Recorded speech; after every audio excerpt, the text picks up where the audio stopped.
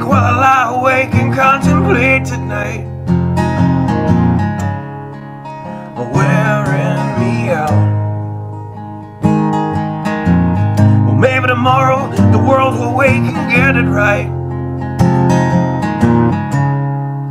but I have my doubts, yeah.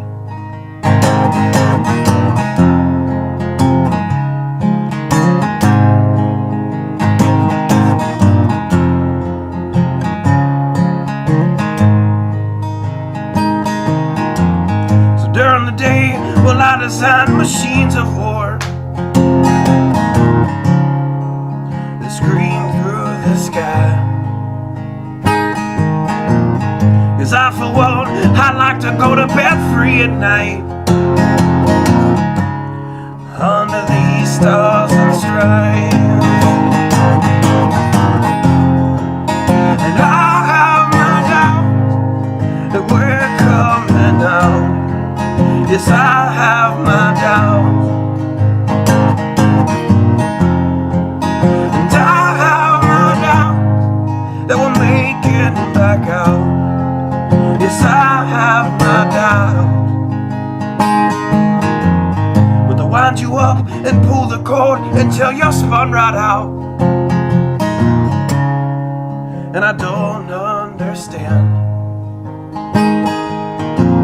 So roll the dice and raise the price to feed the machine's mouth. Call it the progress of man.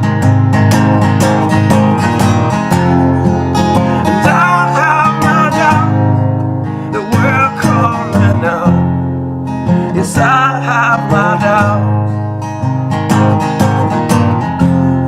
And I have my doubts that we'll make it back out. And I have my doubts. So I'll drink my stuff and raise some hell and shoot my guns to the end of my time. You can have the booze and go to hell and take the guns, but I know they won't be mine. And I have my doubts that we're coming out. Yes, I have my doubts. And I have my doubts that we're making back up. Yes, I have my doubts. So we're all messed up and out of touch. Let's text someone who's in the other room. So don't wonder why we don't say hi or know anyone. I might as well move to the moon. So maybe I'm wrong. Well, I hope that I'm wrong.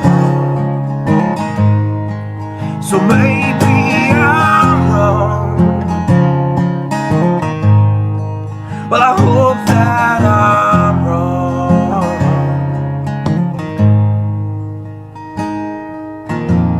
Well, the things I think, well, I lie awake and contemplate at night.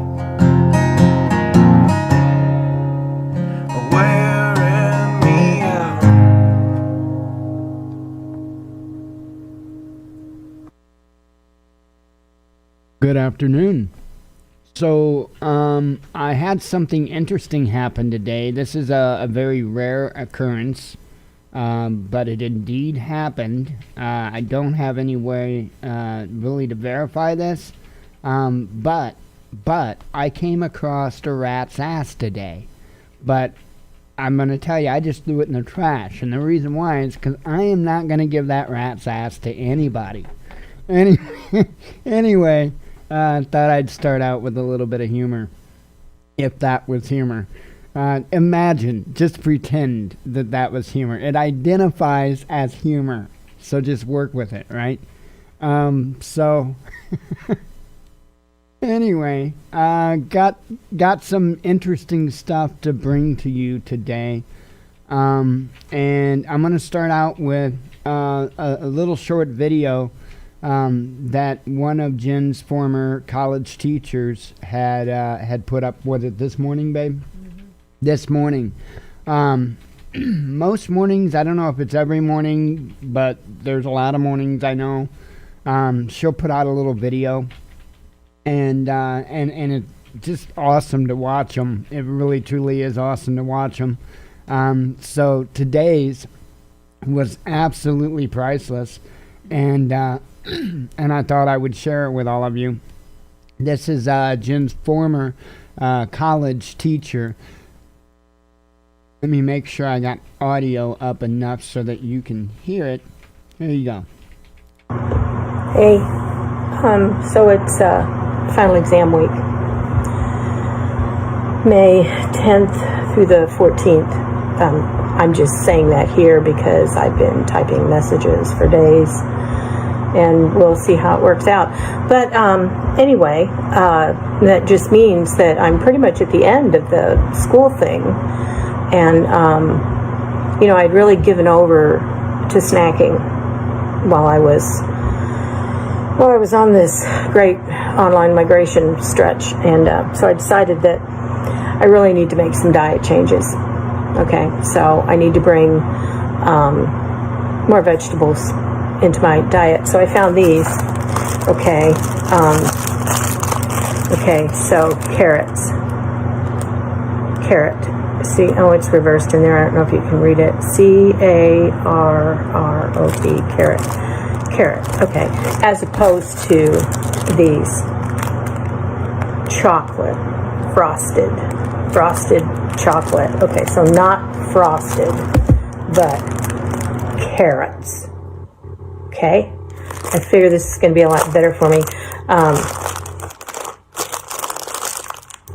Oh no, the calorie count is not on here. But it does say carrot. Okay, so that's what we're going by. Carrot.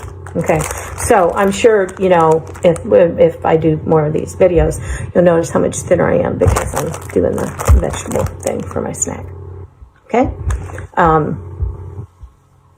That's probably it. Coffee. Carrots. Got it. Love you all. Bye-bye.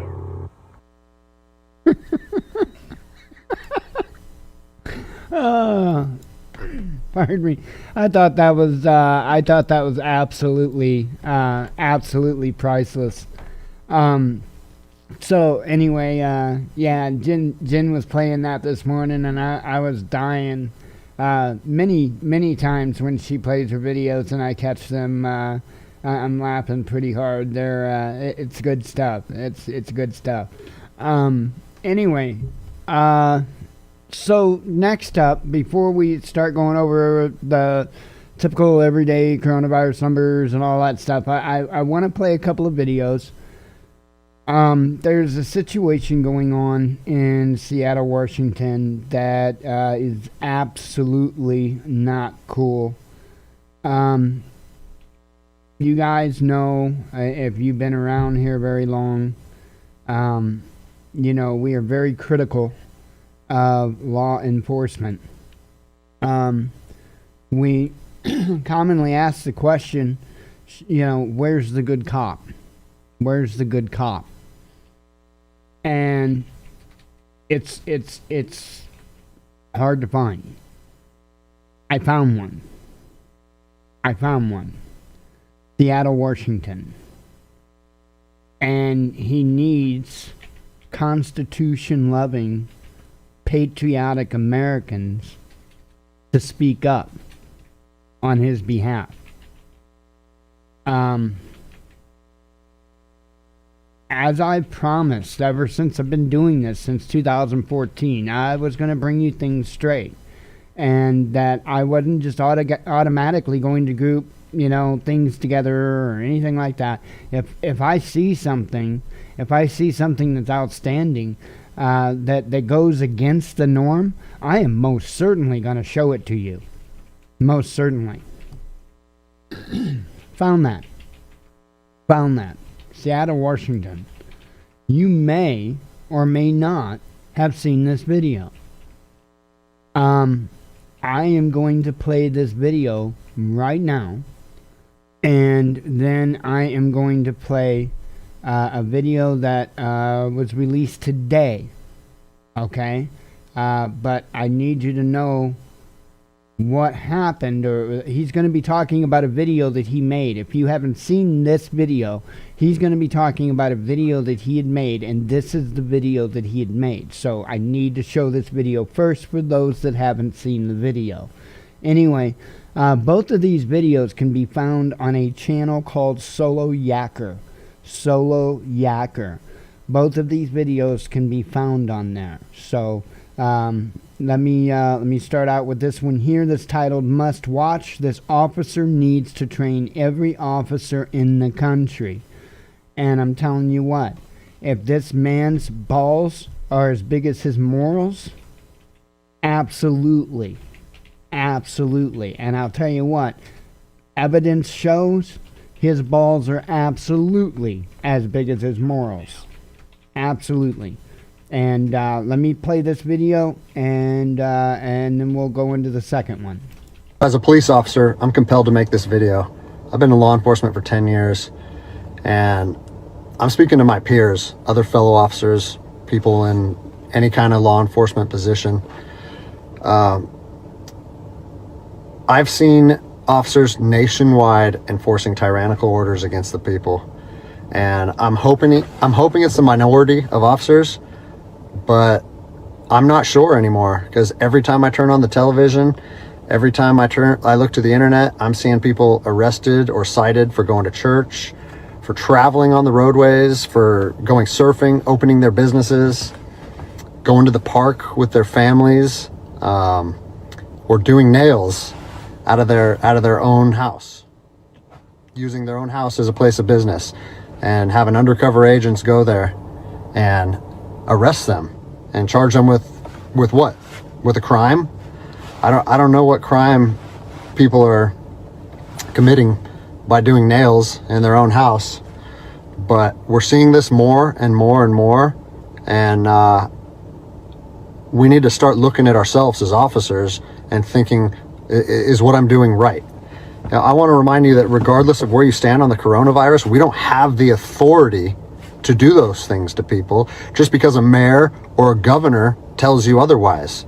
I don't care if it's your sergeant or your chief of police. We don't get to violate people's constitutional rights because somebody in our chain of command tells us otherwise. It's not how this country works. Those are de facto arrests. You know, we're violating people's rights and taking money from them, or even worse, arresting them and depriving them of their freedom when they are exercising their constitutional rights. So let's talk about that.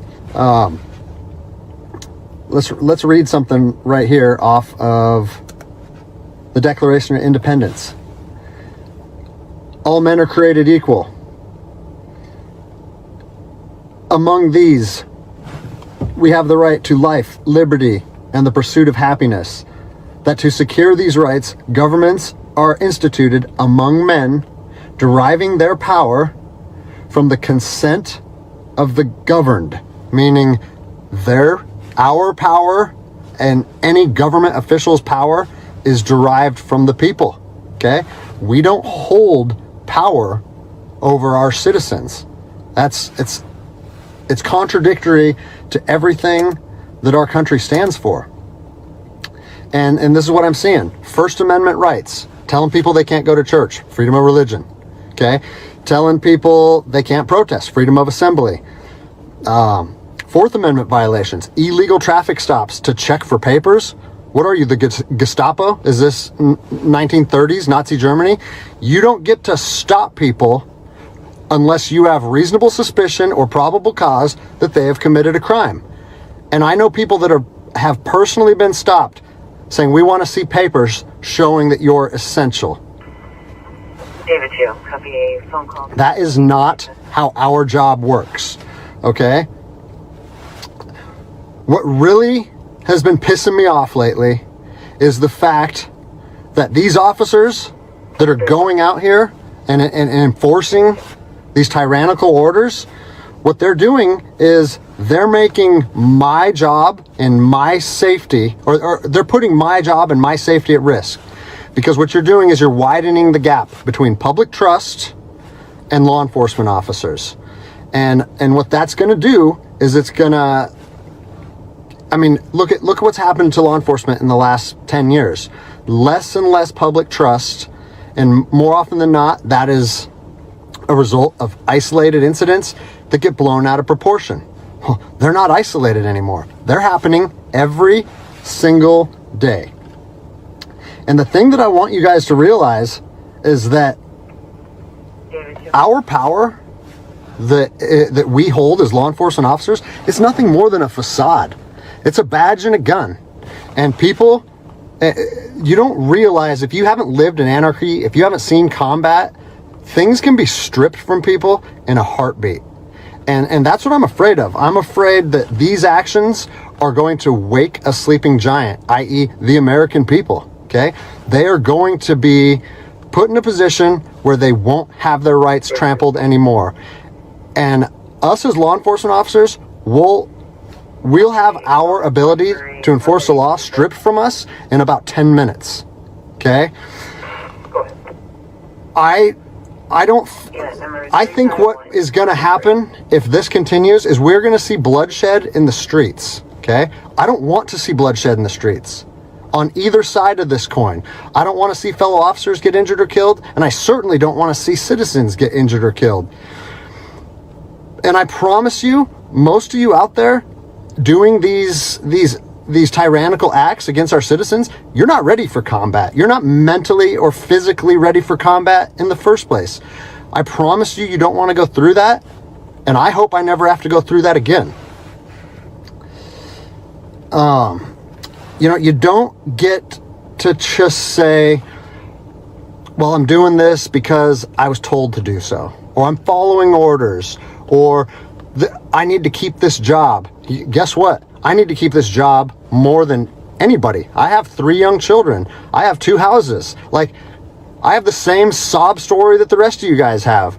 But my personal choices and my living arrangements, no matter what they are, don't allow me to trample on people's rights. And I don't understand why that concept is so hard for people to understand. Listen, you need to stand up for what's right.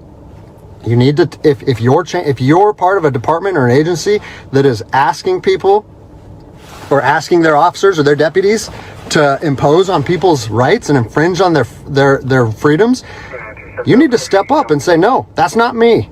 That's not what I signed up for, and that's going against my oath. And if that costs you your job, so be it.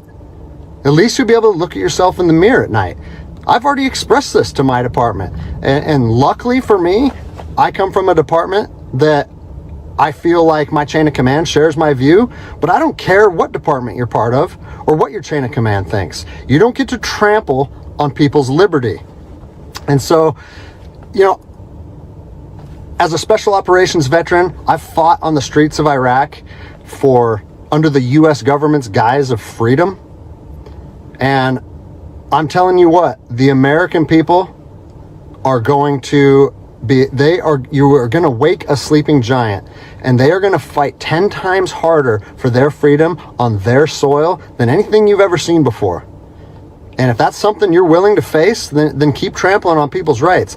But I promise you, the American spirit of defiance is going to rise again, and it's going to be a big problem for our country.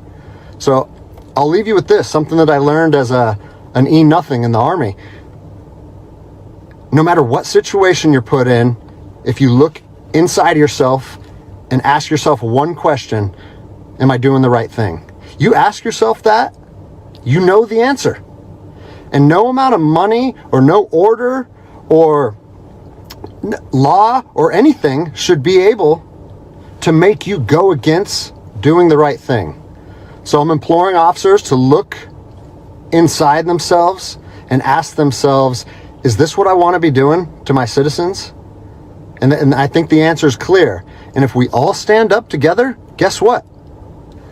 It'll be a non-issue, no factor, because people and law enforcement will be united like we should be.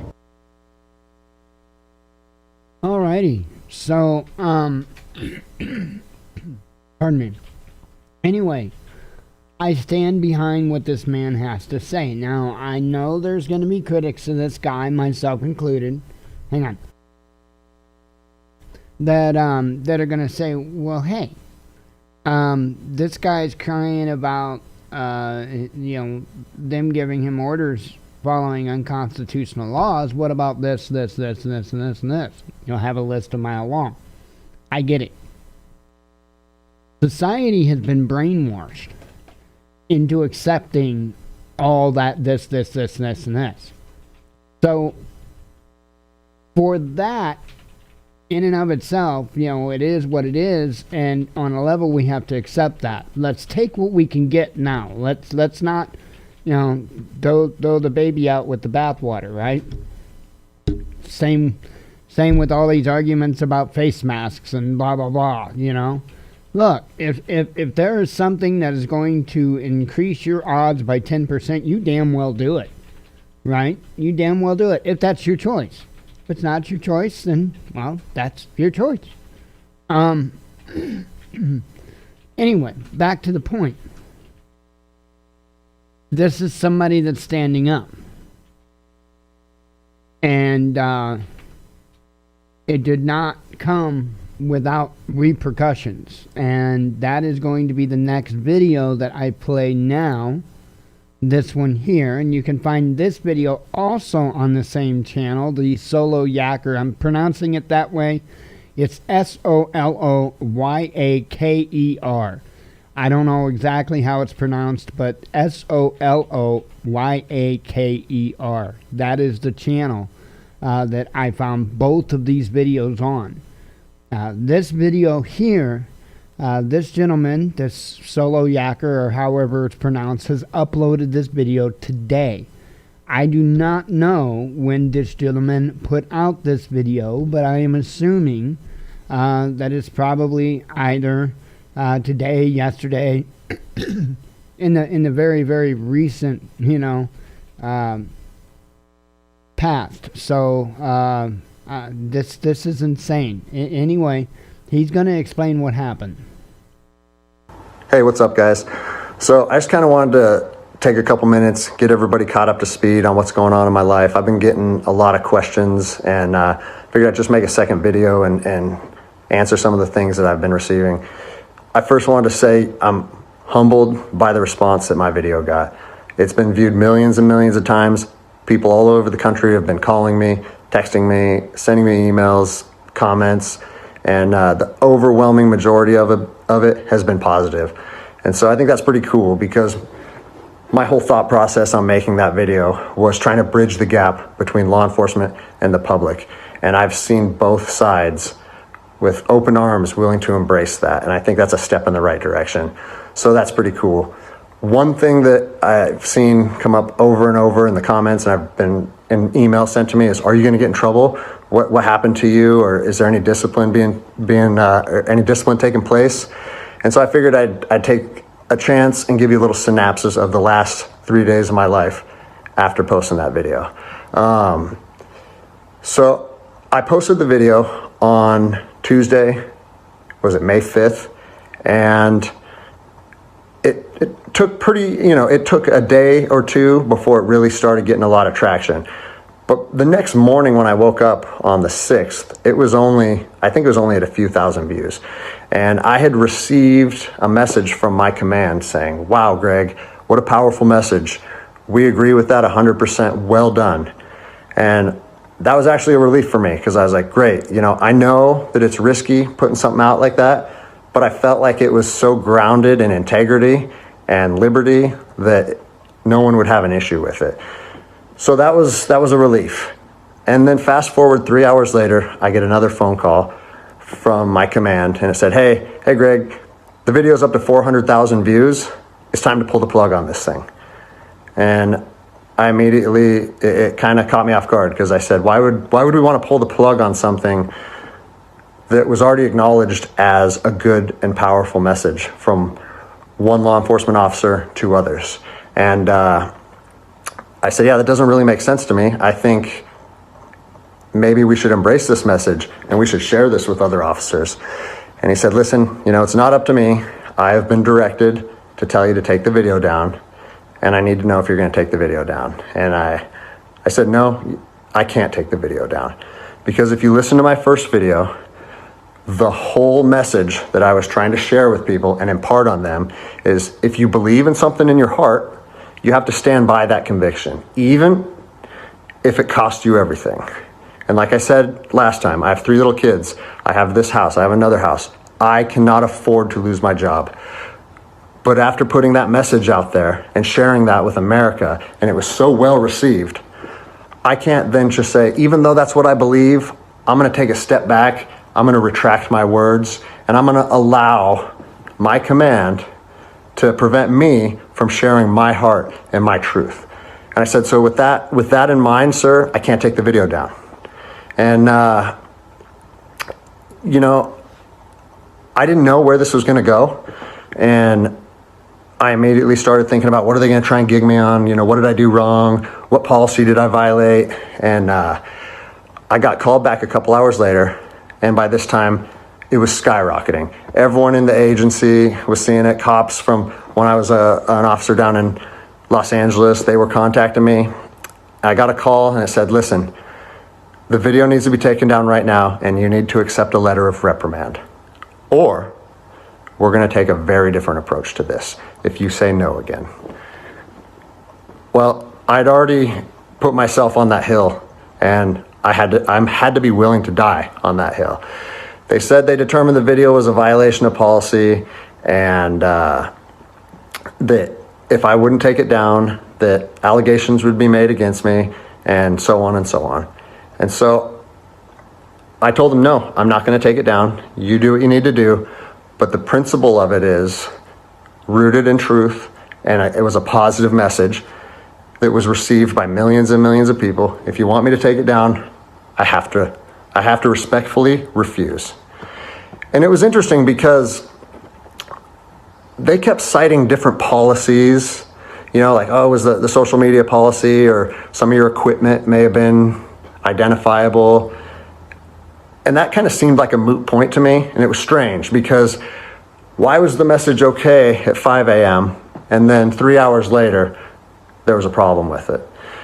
And so I was later contacted by the chief of police. He's someone that I have great respect for. He's a good man to work for. And he's the one that shot me straight. And he said, Greg, if you openly defy your governor, you can't be a police officer in the state of Washington. And I told him, I said, you know what, I can respect that. And if I were in your office, I would shake your hand, respectfully disagree, and say, maybe I'm not meant to be a police officer in the state of Washington then. And here's my thoughts on that, okay? You have to do your research. You have to figure out what your true north is, what your truth is, and where you stand on issues. For me personally, I believe that the Constitution supersedes all other documents, all other laws. There's case law supporting that. If you look at Marbury versus Madison, 1803, it says any future laws created that are repugnant, meaning in conflict with the Constitution, are null and void. So when I look at how I feel comfortable enforcing the law, and I see people exercising constitutional rights, it doesn't matter if there's different executive orders, requests from mayors, requests from governors. To me, the Constitution supersedes that, and I'm going to stand with the people. Well, unfortunately, higher up in all agencies, there's a political game being played, and now I am on a administrative leave status pending termination. I was told by both the agency and the union that I was asked to take it down, and I refused. So that's refusing a direct order. It's an insubordination charge, and it will result in me ultimately being let go from the agency. And I said, you know what? If that's what you guys have to do, if that video is so bad that you want to take my career from me, and you want to leave my, potentially take my ability away to provide for my family because of that video, do it. Because I'm going to stand by my convictions, just like I said in my last video. So yeah, it's weird, you know, how fast your life can change in a week. It's something that I never thought would happen. I never thought that I would make a video that would resonate with millions of people. But you know, my head is held high. I'm not intimidated or upset by how this played out. Like I said in my last video, man, I fought in the streets of Ramadi during 04 and 05. I came to terms long ago that my convictions and my beliefs may cost me everything up into my life. And even though it's 15 years later and I'm a police officer in Seattle, Washington, that truth still remains for me. So I don't have an option to back down or feel sorry for myself or give in and say, you know what, I got kids and I think I'm just going to take the letter. No, if they want to do me like this for standing up for liberty, they can do that. I'll leave you guys with this. You know, it's on to the new adventure for me. I've been doing different things my whole life, and I'm actually excited, to tell you the truth. If you know of anyone accepting resumes, hit me up, because I might need it in the near future. But, you know, I've always wanted to circumnavigate the globe on a sailboat, so maybe it's time to chase that dream. Anyways, I appreciate all the support, guys. Take care. Alrighty. Anyway, here, let me get done with my playing over here. I was playing with something while that video was on. I've got new toys with my broadcast software, so that is good. So I'm just checking some of them out. I really do like the new version. Lots of little goodies. So anyway, in the future I will have more goodies on here. So anyway, let me go ahead and go over the numbers. I wanted to play those videos. You know, that dude's scared, and I get it, rightfully so. He's got kids, 2 homes. He's literally hung it all on the line, and he's hung it on the line. I would recommend maybe he look into maybe being a sheriff, at least start out as a sheriff's deputy in the state of Oklahoma. Somewhere he can be respectful of the Constitution, and maybe work towards being sheriff one day. I think he would make a great sheriff. I really do. So I wanted to play those videos. Again, that's happening in Seattle, Washington right now. Not often we find somebody that we can say, hey, here's a good one. And again, I know there's a list of things we can argue about, ways he's violated people's constitutional and civil rights for, as long as he's been a cop. But, again, I have been doing the same thing. And maybe that's why his video speaks to me, because I have said it for years now, that I would love to be that bridge. And that is the exact terminology that I had used as well, that I would love to be that bridge between the citizens and the government.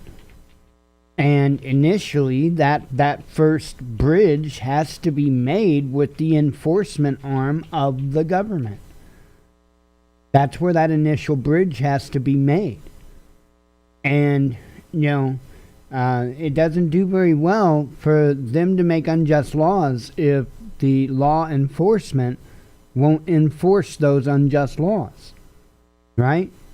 And once everybody is on the same page, as far as that is concerned, then it puts true pressure on those that are making the rules, supposedly.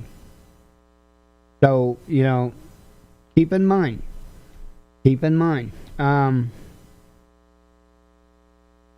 There's a lot going on in this country that I'm watching. A lot of very heated things. One We'll see where this leads. Don't know what's going to happen in Illinois. Well, in fact, when I cover the headlines, we'll be talking about that a little bit. Let me go ahead and run over the numbers, and then we'll hit the Twitter feed, and we'll go from there. So, let's see. A total confirmed cases. This is global. 4,148,034. Active cases. 2,435,749. That's up 33,100. Recovered cases, 1,428,161. That's up 32,964. Fatal cases, 284,124. That is up 2,725. United States, total confirmed cases, 1,379,149. Active cases, 1,080,289. That's up 6,523. Recovered cases, 217,703. That's up 13,926. Fatal cases, 81,157. That is up 883. So, and I did check earlier, our particular location is still at our zip code, our town of Highland here, still at 10 cases. So, we're not going up at all either. So that is, that's incredibly good. Incredibly good. Let me go ahead and get into the headlines. Again, I'm going to talk a little bit more about things going on, disagreements between governments, I guess you could say. Going to start out with it actually here. Board of Health. Now this I posted on yesterday, the 10th. I didn't put out much over the weekend. In fact, I pretty much didn't put out anything as far as tweets and on Facebook. It is what it is. So anyway, Board of Health, this is from Madison County where we reside. Board of Health delays vote on reopening Madison County. So here's the deal. They were going to have a vote on reopening the county, against the governor's wishes. And so there was a delay made for that vote because they wanted to look into it a little bit deeper. And they had really good reasoning to do that, stand behind that decision. And, I think this week, I think they're supposed to discuss having the vote. But,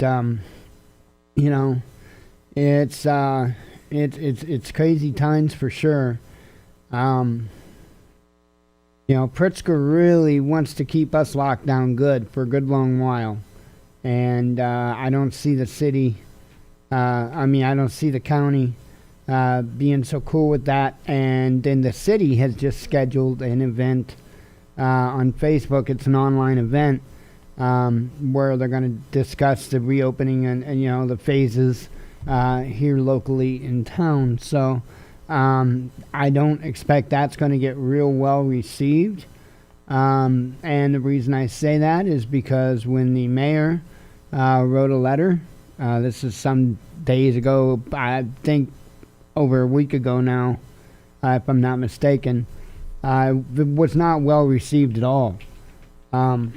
He was more or less, following the guidelines given by the governor, and the city was not very receptive of that.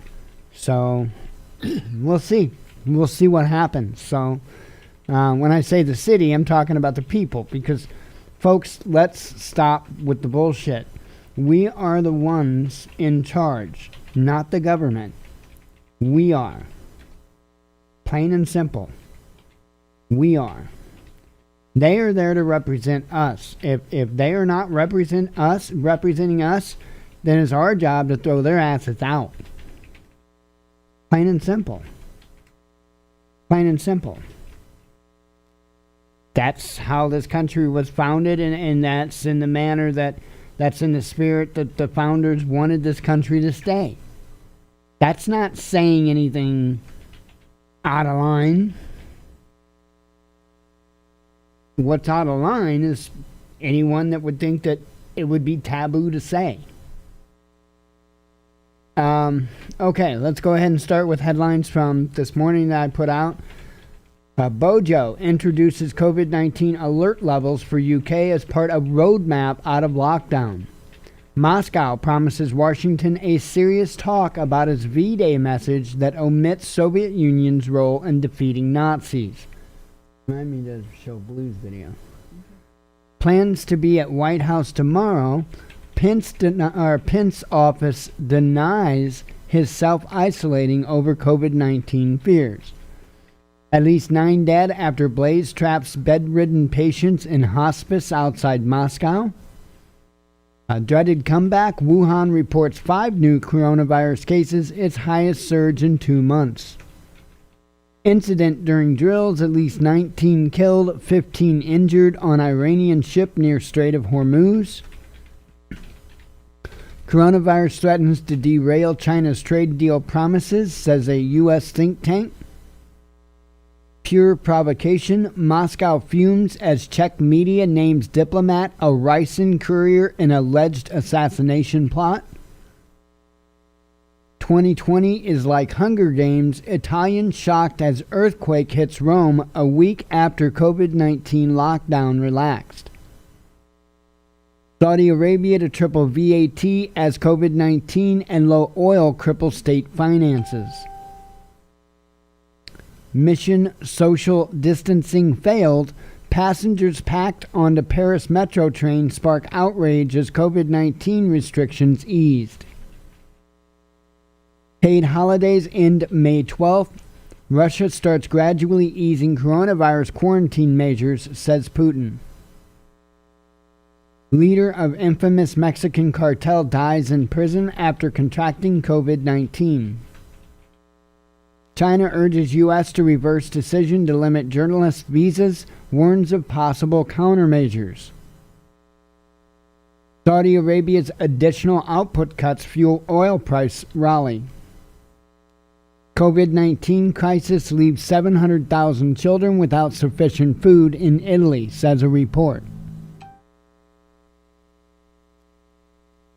Prepared to hand back the British flag. BA chief savaged by Labour MP over outsourcing jobs, sitting on £8.7 billion cash reserves. Oops, wrong one. Lockheed Martin declares mission almost accomplished, brings F-35's 100-plus safety flaws down to 8, and hundreds of lesser issues. Yeah, they actually got the one where it would just like flip over and smash into the ground. That would be an important problem to fix. I think they got that one though. I would hope they got that one. I mean, seriously, when it I think it was when they were landing, because they do vertical takeoff landing. I think it was when they were landing. It was I think it was a computer issue or something, and it would just flip out and the thing would just literally flip over and smash into the ground. Not quite what you want an aircraft to do, unless it's your enemy or something. Moscow reports a sharp rise in excess April deaths as COVID-19 continues to spread in Russia. We are at war, make no mistake. White House official kicks anti-China rhetoric up a notch. Dying industry, German coffin makers appeal for government support to shield from foreign competition during COVID-19 pandemic. Suspected ISIS-inspired terrorist cell members arrested in Poland over attack plot. Fugitive on the run, Interpol issues wanted notice for wife of U.S. diplomat over crash that killed UK teen. That happened some time ago. So they're not done with this situation yet. We'll see where this goes. Trump responsible for deaths in U.S. and globally because of COVID-19 response, says Chomsky. Hey, just because I share it doesn't mean I agree with it. I do not agree with this whatsoever, but it's important that I share it because guess what? Says Chomsky. We need to know what these, I don't even know what to call these things. We need to know what they're saying.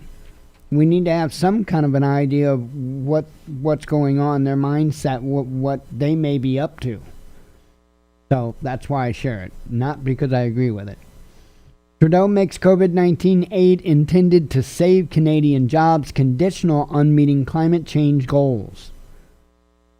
Another one. Don't agree with it, but gotta post what the cocksucker's up to, right? Everything's up for grabs. Soros sees big opportunities after COVID-19 endangers our civilization. U.S. coronavirus death toll tops 80,000, says a Reuters tally. Surfer killed by great white shark after riding the waves at beach closed during COVID-19 pandemic. Now you see what happens? You were told to stay off the beach. See, here's the thing. The sharks, they know this.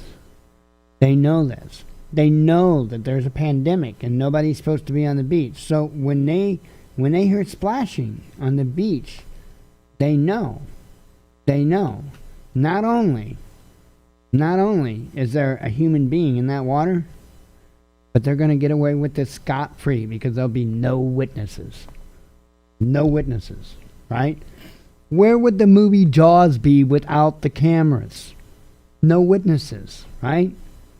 The way that works. Men with blue-collar jobs are workers most at risk from COVID-19, says new study.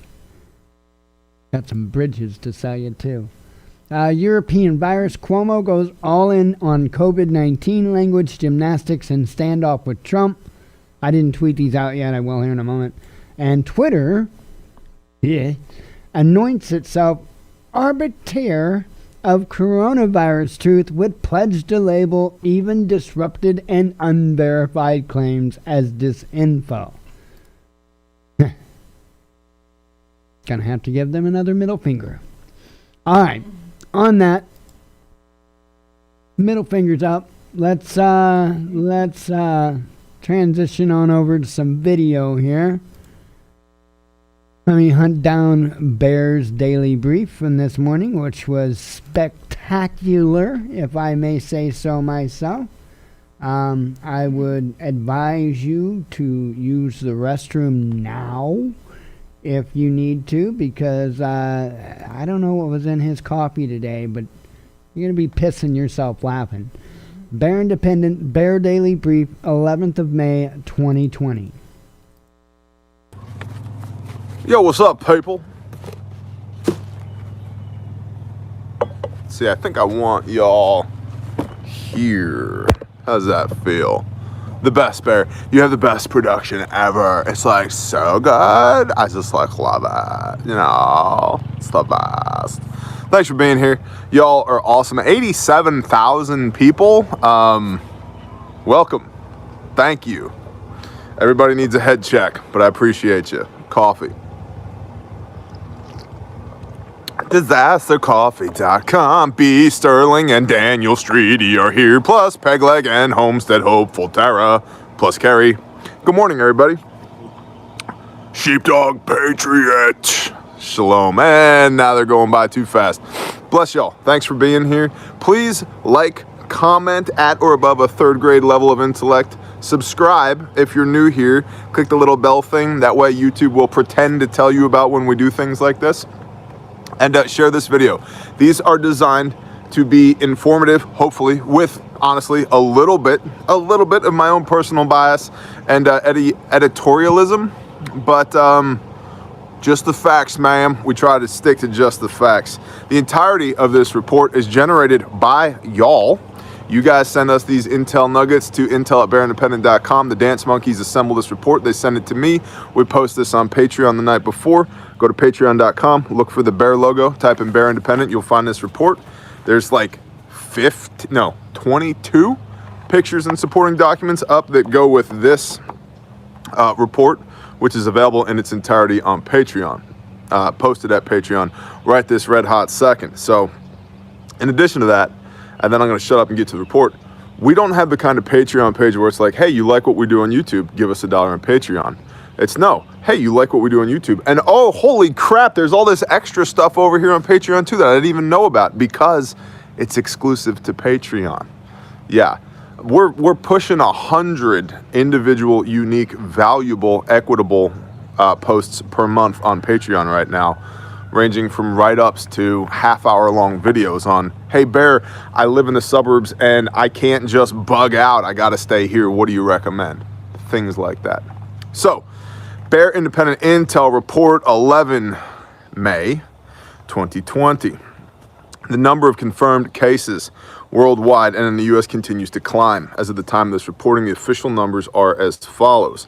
4.174 million global cases, 283,595 global deaths, with 1,469,000 global recoveries. U.S. cases are 1.365 million cases. Of those, just over 1 million are active cases. And U.S. deaths are 80,718. U.S. recoveries are 240,857. Now, I did a little maths. Not all the maths, but just a little maths. Using the global case numbers and looking at the global deaths, if you do the maths on that, that works out to a 6.8% mortality rate, because 283,595 is 6.8% of 4,174,522. So that works out to a 6.8% mortality rate. Or does it? We're not going to jump into this rabbit hole and swim around and frolic and spend lots of time in there, but because this is a massive report. By the way, great job, Dance Monkeys. But there are a lot of deaths that are being reported as COVID deaths that aren't actually COVID deaths. If you go to, and as I understand it, the reason for this is there has been a lot of funding that has been opened up for COVID deaths, that these hospitals who have shut down their entire operation for the pandemic of COVID-19 that's going to come in and swarm these hospitals, that are now having to furlough staff because there's nobody to work on, because the pandemic hasn't swept into East Overshoe, Indiana, and just, murdered everybody. So if you come in with, symptoms of a heart attack and a cough, and the heart attack kills you, and I'm embellishing here a little bit to make my point, but it's almost this bad. And then you die of the heart attack. Well, you had COVID-like symptoms. So, and we put you on a ventilator for 5 minutes. So now we get the extra $30,000 from the feds for putting you on a ventilator. And this was a COVID death, so now we have to report it as a COVID death, but we're going to get that money that we need from the system. And so these numbers are bloated and inaccurate, is my point here. Bloated and inaccurate. Why? Because government bureaucracy is involved. Who'd have thought? We'll make the trains run on time. Just change the clocks. Or whatever. So anyway, yeah, there's a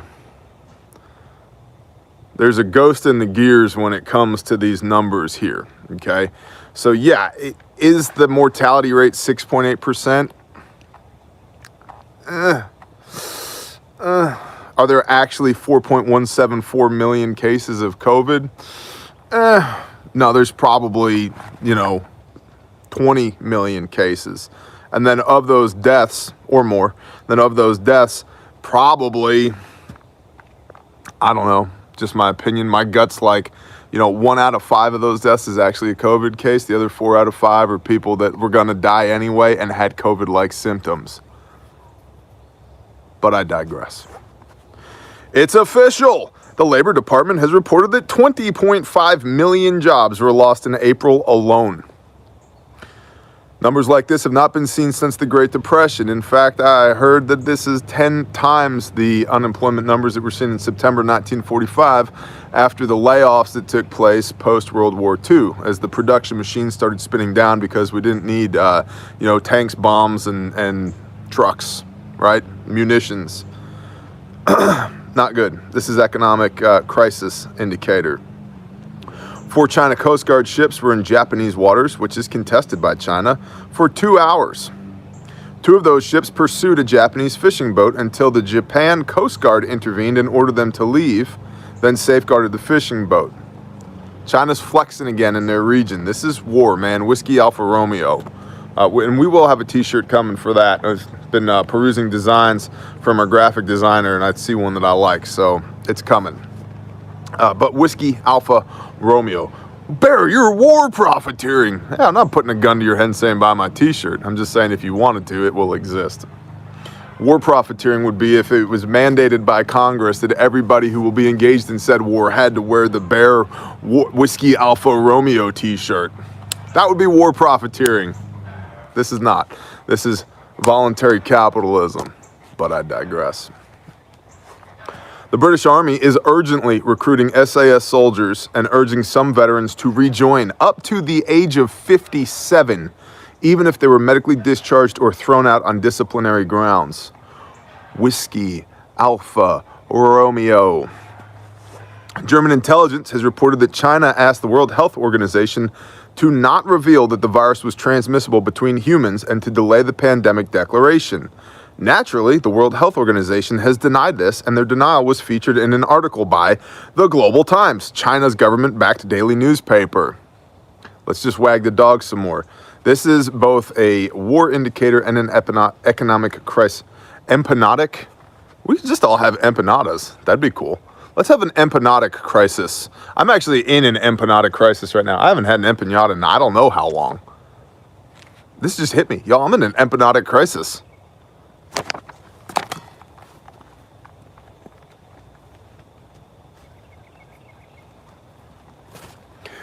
I just can't do it anymore without any empanadas. All right, suck it up, Buttercup. Roger that. Economic crisis. Not empanatic crisis. Copy.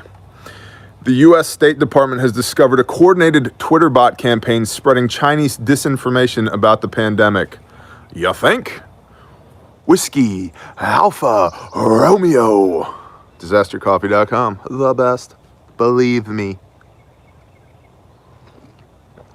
Listen, guys, you know when I'm serious when this happens. When this happens, you know I'm serious. Okay?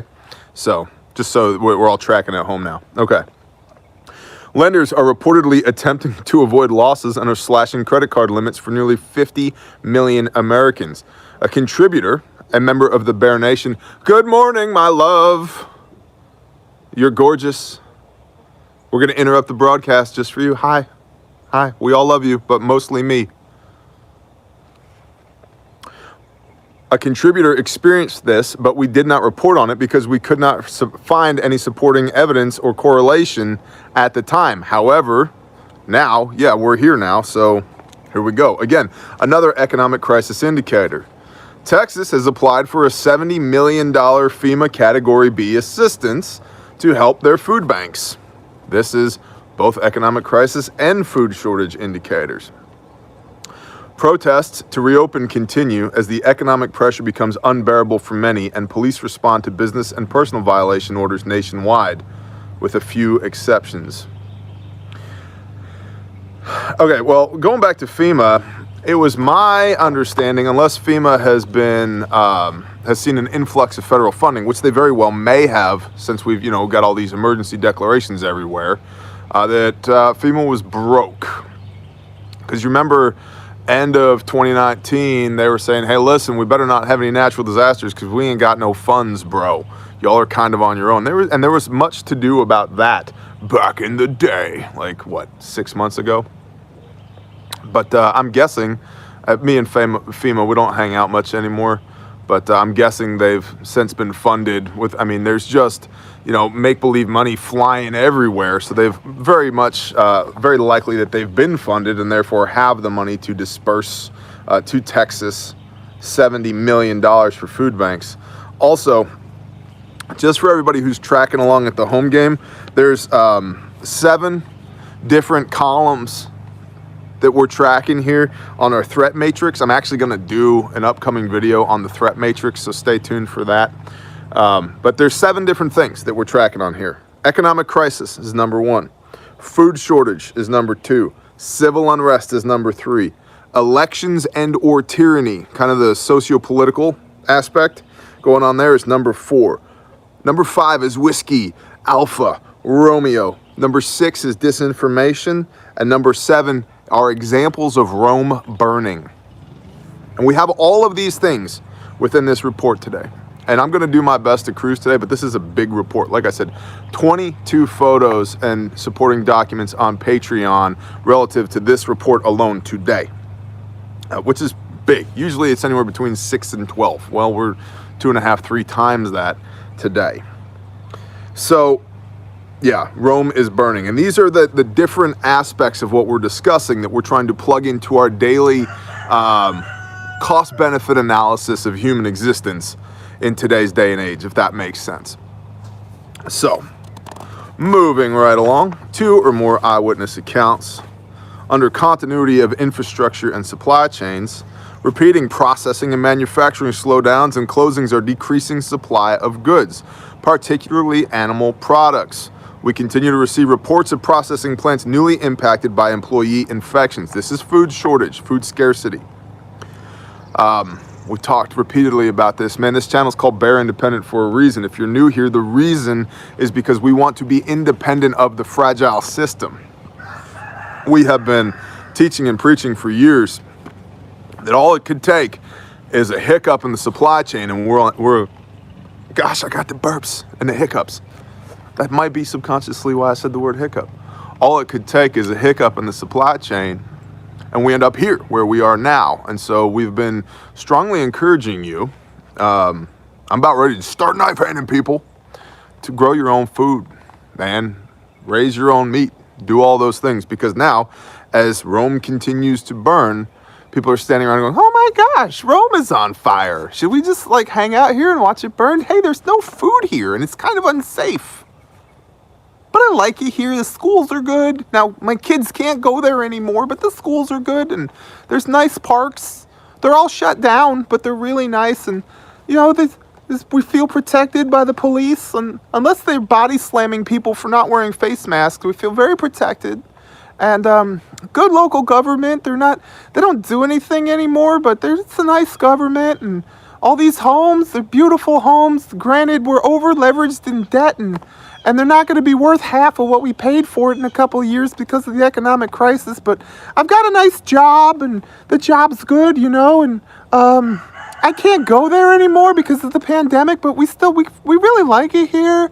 I don't know why we really like it here, because none of this shit really matters anymore, but, you know, it's kind of nice. It's kind of nice. Or just get out of all that and, like, be an actual independent human being, one or the other. I'm going to go with the latter. So that's the concept behind Bear Independent. Unsurprisingly, feed mills are changing their formulas due to the changed availability. It is believed that the price of feed may increase due to these necessary changes. The people who make feed for your chickens, sheep, goats, dogs, cats, piranhas, whatever, are having difficulty getting the raw materials, i.e. grains and proteins, to make said feed with. I wonder if we'll see a change from this whole like holistic, natural dog food, like blah, blah, blah, blah, blah. It's like, you know what we've been feeding our dog lately? Nah, he gets kibbles and stuff. You know, he's got dog food. But he's also been getting beef bacon drippings, which he absolutely adores because, bro, beef bacon. That's all I'm going to say is beef bacon. And then squirrels and rabbits. There is not a happier dog on the face of the earth than a dog that has got his face buried in the guts of a rabbit. I'm telling, my dog would never do that. No, your dog might not. Mine might. Mine loves it. Here comes 120 pounds of loving death right now. Hey, Dad. Dad, can I be famous now? I love it. We've received many reports of stores and restaurants that are closing permanently. We've discussed this elsewhere. Hey, Dad. Dad, am I on the internet? Hey, Dad. What are you doing, Dad? Oh, your gun tastes like death. I love it, Dad. Okay, bye. Recently, we reported on a national poll of small businesses that 52% forecasted that they would be out of business within the next 6 months. And now we're seeing this again, right here. Many reports of stores and restaurants right now that are closing permanently. I have asked y'all, and I'm up to the edge of pleading with y'all to please, if you have the disposable income, to support small businesses. However you may, support small businesses, because as I've said repeatedly, Jeff Bezos is still going to have a retirement account when this thing is over. A lot of people might not have their homes. They might not have the clothes on their back. And if we are going to be liberty-minded individuals, if we're going to support on a local and a regional level our own communities, keep your dollars, as much of them as you can, on a local and regional level. Because it might be the parents of the kid in your kid's school classroom that no longer have anything now because this coronavirus. They've been ordered to stay home, jailed for trying to run their businesses, or been threatened with losing their licenses, their permission to exist from the government. And if you can share what little wealth you have with somebody who desperately needs it, I would implore you to consider that over putting another few bucks in Jeff Bezos' retirement account. Okay? Okay. San Francisco, under the heading of legal and political, San Francisco is being sued by a law school and residents and businesses in the inner city because sidewalks are, quote, unsanitary, unsafe, and often impassable, end quote, due to the 300% spike in homeless tents on the streets amidst the pandemic. This is a Rome is burning indicator. The empire is on fire. Now, don't get me wrong. It's been smoldering with wisps of smoke for a while. It seems to me it's finally catching. This is not a raging inferno yet, but it's finally catching. Oh, the government's just going to take care of me. I don't know why there's all these people living in tents on the streets, shitting in the gutters and stuff, but, you know, it's a beautiful city. We love it here. Okay, whatever. Lawsuits against governors. Governor Wolf of Pennsylvania has been sued by lawmakers. Good. As has Michigan's Gretchen Whitmer. Good. A Southern Illinois representative sued the governor for the stay-at-home order and won. He, as an individual, is now exempt from the order. Precedent. Every other single person in Illinois sued the governor. In fact, if you're an attorney in Illinois, you should start a class action lawsuit, the people of Illinois against Governor Whitmer, right now. There you go. Boom. And get the whole state exempt from the stay-at-home order. Why? Because liberty, bro. It's not life, COVID-19, and the pursuit of happiness. It's life, liberty, and the pursuit of happiness. We're all grown-ups. We should all suffer the consequences of our actions. If you fall into a category where you are more likely to become disparately affected in a negative manner by this disease,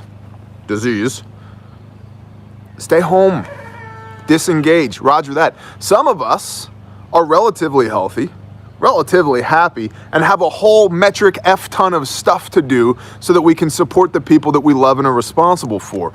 We can't stay home.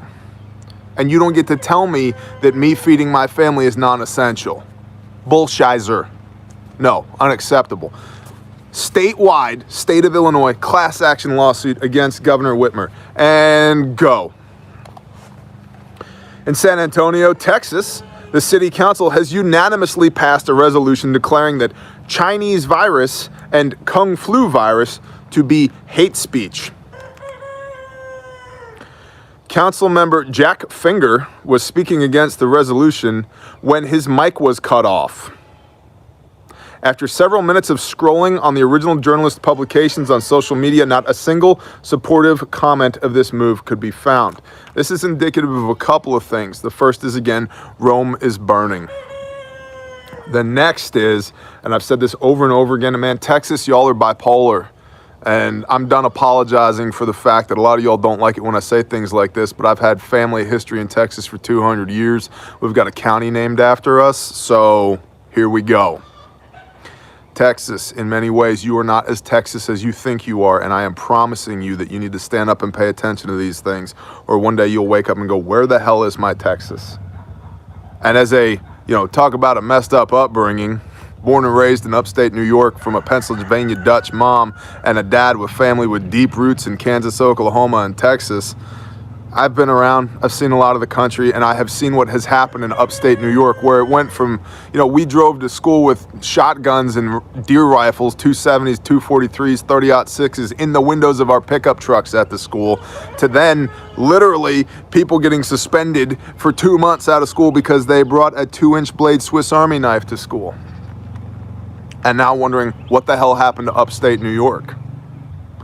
Inch by inch by inch by bloody inch. Texas, I'm imploring you to please wake up, because you might not think it's possible for you to somehow end up with the type of politique that we see in New York now, but understand that the financial centers and the population centers tend to control politics for the rest of the state.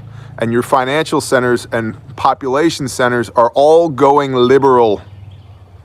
Not good. Or I should say progressive. Not good. All right. Hours after Pittsburgh, I love this.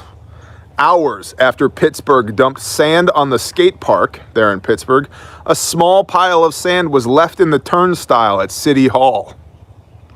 The skate park had been cleaned up by the skaters. Good job. That is awesome. That is awesome. Keep doing things like that. That is polite but effective civil disobedience. Sending a clear message. I love it. Do more of that. I love it. The University of California will be providing training for state employees to be selected as part of a 20,000 person army of coronavirus tracers. They are expected to test, trace, and isolate people who may have been infected. Lots of comments in my mind on this. And I think it's also important to point out that I do very little consumption of other people's opinions on these things. I don't have the bandwidth. I don't generally have the interest. But I did see Tibosaurus Rex on Instagram posted something about this yesterday. I made the comment in his comments that we'd be talking about this today. There will be more on this later in the report about debunking misinformation. HR 6666 is a bill that will allow tracers to, quote, force you to be tested in your home. We'll address that momentarily. But if this is carried out to the extent that is implied, that is tyranny actual. Here's the deal. You will not test me or anybody I love without our permission. You will not trace me or anybody I love without our explicit permission. And you are certainly not going to force any of us to isolate.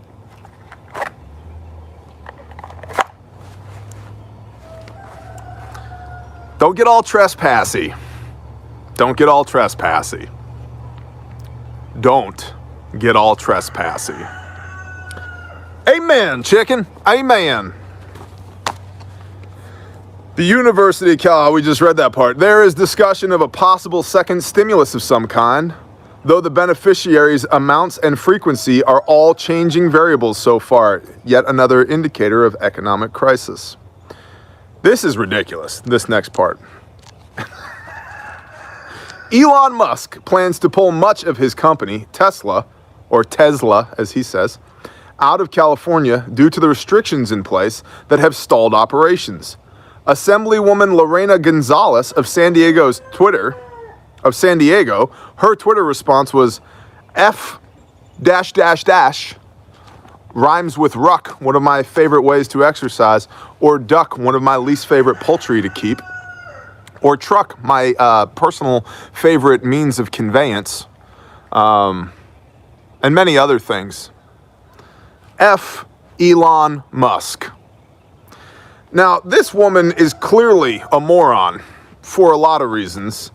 The first is thinking that you are going to win in the court of public opinion against Elon Musk on Twitter. Yeah, you've clearly burned some brain cells in your day. The next is you clearly don't understand where the revenue comes from to pay for your salary, Assemblywoman Lorena Gonzalez. That comes from tax revenue. Tesla produces a lot of friggin' tax revenue. Moron. Now, granted, Elon Musk is probably both a genius and the quintessential weirdo of today's day and age. I do believe his most recent child was named X Ash A12, and the reasoning behind this was X is the unknown variable in both, math and science. And Ash, which is spelled A-E, is actually Elven, like Elvish, like these pretend creatures that from the Lord of the Rings. Elvish for AI, or artificial intelligence, which, he's working hardcore on his neural net and blah, blah, blah. He's big into AI. Even though he seems to have an understanding that it could potentially destroy the world and therefore wants to colonize Mars. So X Ash, which is actually the letters A-E, but are drawn together in some kind of elvish, pictogram, A12. Because the A12 was a CIA plane that was developed as the precursor to the SR-71 Blackbird, which is just the coolest plane ever. And that's what he named his freaking kid. Which even more funny, as an indicator of how ridiculous California is, the USA Today is reporting that the state of California says, nice name, bro, you can't actually name your kid that because it doesn't use the standardized English alphabet. So in a weird twist of fate, California, while applying tyranny, telling somebody that they can't name their kid something, is actually using logic against somebody who aims to name their kids something in part using elvish pictograms. This is economic crisis coupled with Rome is burning, coupled with just a whole bunch of shenaniganry. But this woman, Lorena Gonzalez, if she honestly believes that she is going to win any type of argument with Elon Musk in the court of public opinion, she clearly been dropped on her head a couple times when she was a wee little child, because she's running on fumes.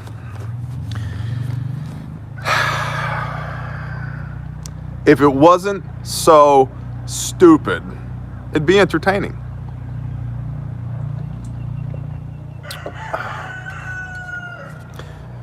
Clinicians suspect, under the heading of medical, clinicians suspect COVID-19 may cause other more longer-lasting issues than previously suspected. It may affect heart, kidneys, liver, and more. There are strange complications emerging in children who have had the disease, mimicking toxic shock syndrome and other rare conditions. Repeating, more waves of the outbreak are expected. According to a U.S. report, the virus will likely last at least 18 to 24 months and appears to be weakening as it mutates, a phenomenon known as Muller's ratchet. Thank you, Muller, for inventing ratchets. I enjoy them. I've used many of them. Sometimes really big ones, like this big one, climbing up into the air, hundreds of feet into the air to torque bolts. Is it a different ratchet? Anyway, good job being smart, Muller. My bad.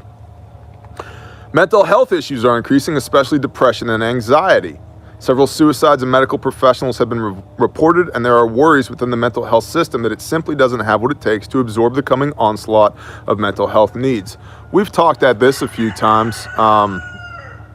My go-to here is do what you can to affect positive change on the things that you can actually control. And everything else that's outside of your control, you need to give that away. I give it away to my creator, Yahuwah, my Elohim. You guys might know him as the Lord your God. Because there's nothing I can do about it. There's nothing I can do about it. Why am I carrying that crap around? I give it to him. Right? And I let him worry about it. And then I'm actually going to do things that I can affect positive change on. Now, it's not always that clear cut. I mean, just yesterday, my wife and I had a discussion about the potentiality of a pseudo intellectual crisis, just blah, blah. Because I think in a lot of ways, especially if you're on the front lines combating this thing, a lot of the metrics that we would use as ways to cope with stress have been removed or reduced from our society. I don't watch sports. I'd rather play sports than watch them, but there's no sports to watch. There's very little socializing going on right now. And that's one of the things I do rejoice in as a stress reliever. Being around people that I love brings me great joy. Well, when voluntarily or mandated we're not getting together and hanging out, that reduces the amount of joy in my life, right? So forth and so on. And I think a lot of people, just as a human race, we're suffering more stress with less positive outlets for said stress than we have in a long time. And so I would encourage you, if you're feeling this kind of stress, to give away all of the things that you can do nothing with. Just give them away. And then anything that's left over, that's yours to deal with, and then deal with it productively. And as long as you're getting a little bit done, moving forward in a positive direction each day on whatever those action items are, awesome. Not every day needs to be, we gained a mile today. Some days it's a hard-fought inch, and we should rejoice over that hard-fought inch. And then also for me is taking a day a week, the Sabbath, to just decompress. I'm commanded to rest, do no work, and not let anybody else work for me. But when you shut down all of that and just chill and pray and read the Father's Word and hang out with your family and lay on the couch, life gets a lot better. So, what's up, Scissorbeak? You want to be famous? Hey, this chicken is like straight up unhealthy. Its beak has gotten so scissory that I don't think it's eaten at all. I think we got to fix it with lead. Okay, honey. Okay, cool. What? That's fine. I'll let you know when 1,300 of our closest friends aren't here. We got to kill this chicken now. Yankee approves. There have been several reports from different areas of the world of scientists isolating antibodies to fight COVID-19. That's awesome. Keep going. Because some of us want to get back to business as usual. And when I say business as usual, I would like my freedoms back, please. And at some point, I think a lot of us are going to just quit being polite about it. We want our damn freedoms back. And then if we could also just roll back the clock on all this tyranny actual that we're experiencing, which one great side effect of this whole thing is a lot of people are coming to realize that, our society is a lot more tyrannical than I thought it was. Yeah, and that's what some of us weirdos have been screaming about forever and a day. We would really like it to be, a little bit more constitution, driven society, and a lot less, please sir, may I have another. Societal in general. Global health experts are still saying that the pandemic may lead to social unrest and famine. Okay, well, this is a food shortage and civil unrest indicator here. Local famines that were on track to happen before this pandemic are now looking even more catastrophic for areas such as East Africa. We're continuing to see reports of small-time civil unrest, but some around the world fear revolutions and civil wars due to this pandemic increasing divides between political parties and social classes. This is a hardcore indicator, okay? And this is like top-down, coming from the UN's World Food Program. Now, anything the United Nations says, I take with a grain of salt, but I'm trying to understand where the silver lining in that is for them, other than to use it again as a basis for building a war footing. But if they're saying it, you should at least be aware of it. You can apply however much credence and credibility to that as you like, but you should at least be aware of it. Disastercoffee.com. Fiscal impact of this pandemic is now affecting emergency response in some areas. Some cities do not have the funds to clean up and repair after storm damage.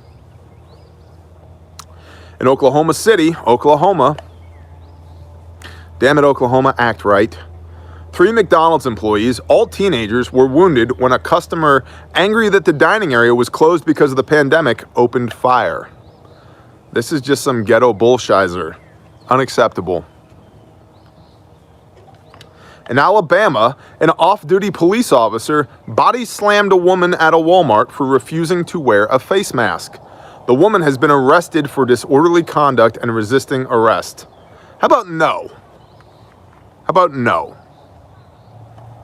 Now, I wasn't there. I don't know what happened. But how about no? Now, I've met, let's try and be sympathetic here. And to be clear, I'm a huge supporter of law enforcement. I really am. I have friends and brothers that are in law enforcement. We provide hundreds of kits per year of our blowout kits to members of the law enforcement community.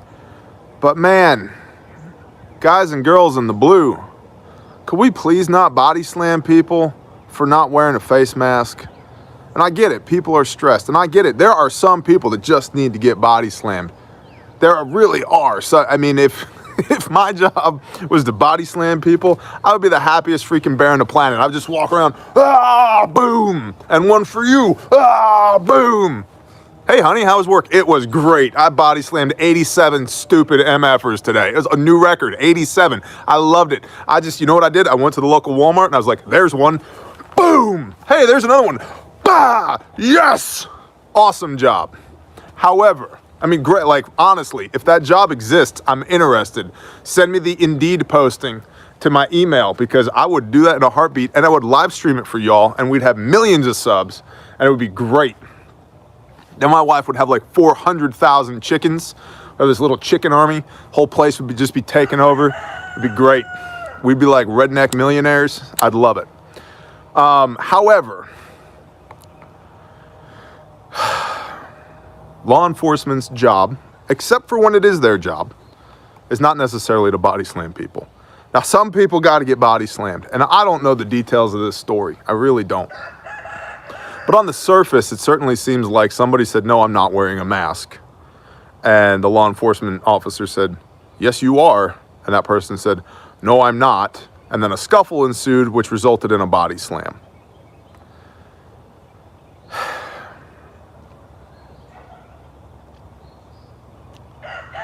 Rome is burning. This is the world we're living in. I don't know. I was not there. But I can't imagine a scenario where you body slam my wife that I don't end you. Right? Now I'm talking like no stress, rule of law, everything's good. I just came home from a great day at work, body slamming 8 people, 87 people. And my wife, we go to Walmart and we got to go pick up some, I don't know, whatever the hell we buy at Walmart. Socks. We're gonna go buy some socks at Walmart.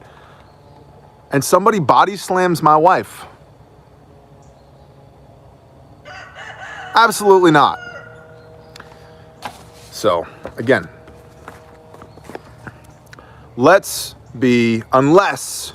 your job is a professional body slammer, like if you're in the WWE, which in Florida is an essential business, ridiculous. My wife's looking at me like, she's like, you are ridiculous. I know. And look, you chose this voluntarily. I've become a lot more ridiculous. I had it under control when we first met, and I've just blossomed into this ridiculousness now. Is that what you're saying?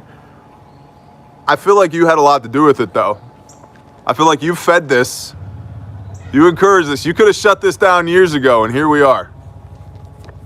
Unless your job is to professionally body slam people, maybe let's not body slam people unless they absolutely have it coming. Okay? Okay. And again, law enforcement, I love you guys. I love you guys. People at Walmart, I love you guys too. Let's all, hold hands and sing Kumbaya, and no body slams for not wearing face masks, okay? No body slams for not wearing face masks.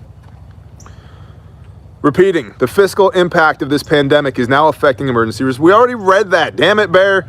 It's a thing now. Clothing brands like Old Navy are starting to make and sell stylish face masks. It's so trendy. It's so 2020. They're the best. Have you seen that? They're like so good. It's like microfiber, and it's like, listen, think about this. I was thinking about this. In fact, I saw somebody posted it on Instagram. That's right. I'm on Instagram. I don't post a whole lot, but I'm there. I'm really trying to get like my brand ambassador thing off the ground. Probably gonna start selling activewear, like sports bras, and some kind of like protein shake, because that seems to be pretty popular. And what else am I gonna sell? Kettlebells, and probably some kind of online courses.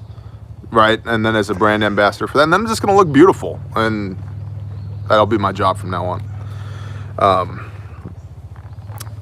on Instagram. It's the best. Anyway, if you can smell a fart through your jeans, what makes you think that virus isn't getting through that little piece of cloth on your face? I'm just saying. Just throwing that out there. Something to think about for the rest of the day.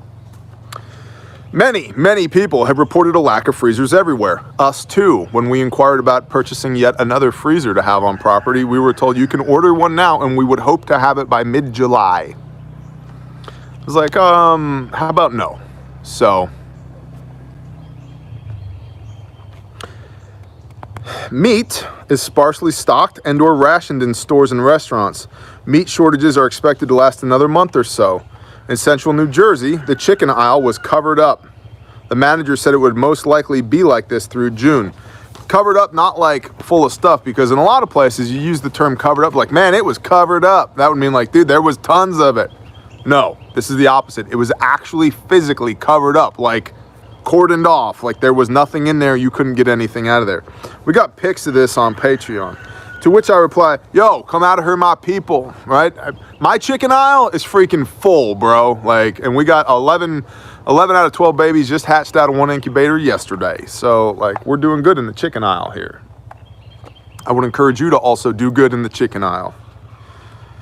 Intel at bearindependent.com. Feed the dance monkeys, please. They only exist to macerate on your tasty Intel nuggets.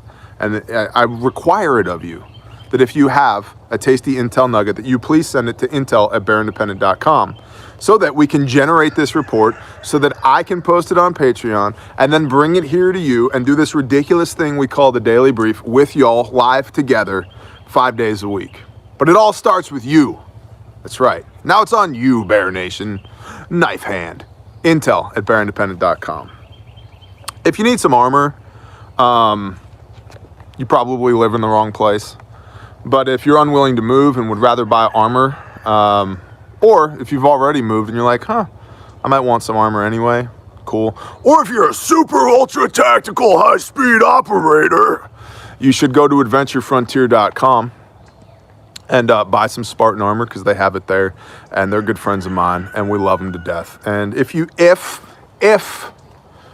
paid your bills and paid down debt and have food in your pantry and are growing food and have a little bit of money left over, if those things, then please support a small business, including adventurefrontier.com. Please and thank you.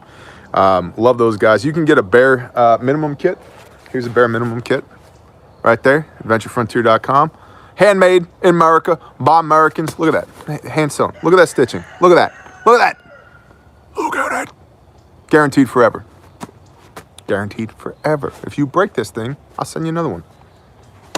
Far better than what's being issued to the United States military right now. Tremendous. Then also please check out Sanctified Supply Company. Lucia and Jerry, they're awesome. We love them. They rock. Check them out.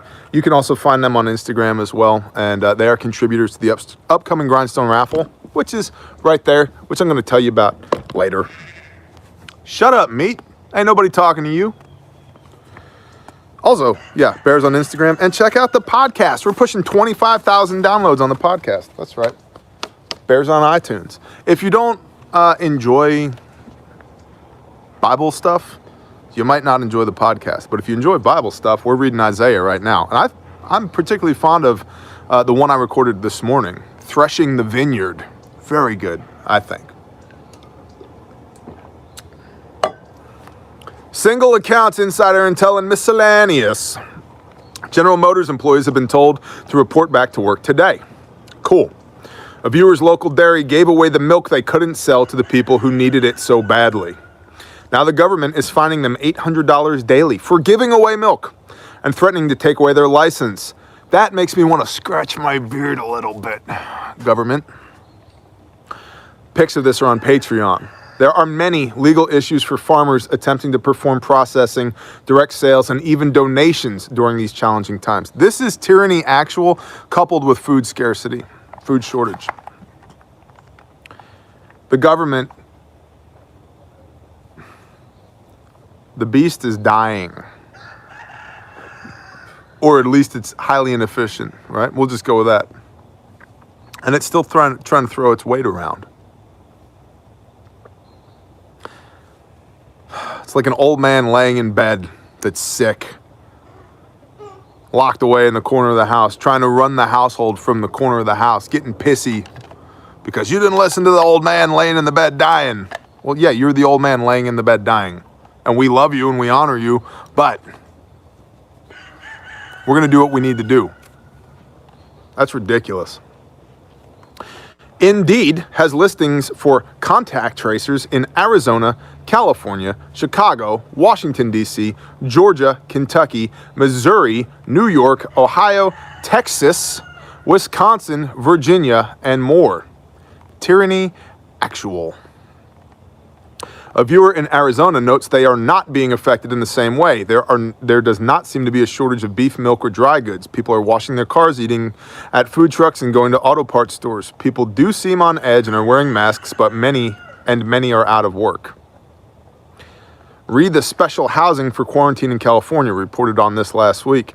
Local hotels serve this need when someone cannot safely quarantine at home. Again, as long as you are not compelling me at gunpoint, I can kind of see your argument. But if you start compelling me at gunpoint that I can no longer be here and I have to go there, now we've reached the point where don't get all trespassy, bro. No step on sneck. In Fargo, North Dakota, a rather nice local hotel is filling this role for the homeless who have tested positive. Security is always available on the floor. They are free to leave at any time, though they are strongly encouraged not to. A viewer warns that the Navajo Nation is doing badly, and it could be an indicator of what is to come for the rest of the country. Prices are through the roof. Meat is scarce. Schools are closed for the rest of the year. Curfew and weekend lockdowns have been extended. Fundraising will likely never make it to the people. Corruption. Quote, please lift the people of the Navajo Nation up in prayer. And we will when we talk to our creator here momentarily. But I'm asking y'all, lift them up.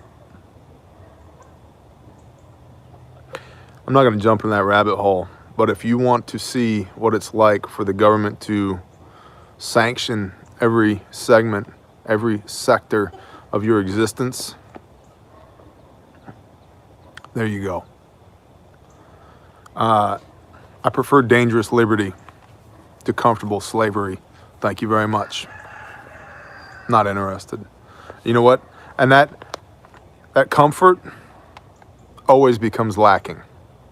Always. I want the opportunity to thrive.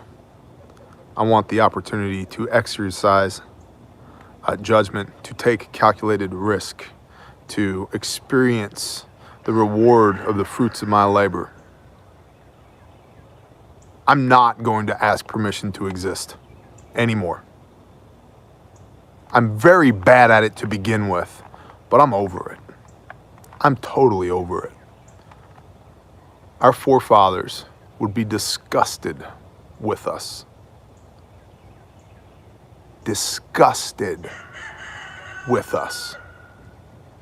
And yet and still, there is enough of them left in us that if we simply remember and choose to exercise it, we could have a vastly different American experience than what we have right now. Ponder on that. One viewer has submitted an article from the American Association for the Advancement of Science that stated that asymptomatic transmission may not be possible after all. Remember, this is key. This is the whole cornerstone of why we have to quarantine the entire world. Asymptomatic transmission, man. There could be somebody that has it. They're just out there wandering around for 14 days giving it to everybody. They don't even know they have it. Asymptomatic transmission. Asymptomatic transmission may not be possible after all. Due to a lack of thorough investigation before reporting, false reports of asymptomatic transmission rapidly circulated, causing confusion. I have this underlined in the report. See that right there? The Public Health Agency of Sweden said I'm not going to read this in a Swedish accent because it's important, but I want you to know that I was really tempted to read this in a Swedish accent. Quote, the sources that claimed that the coronavirus would infect during the incubation period lack scientific support for this analysis in their articles, end quote. In other words, that's a bunch of bull honky.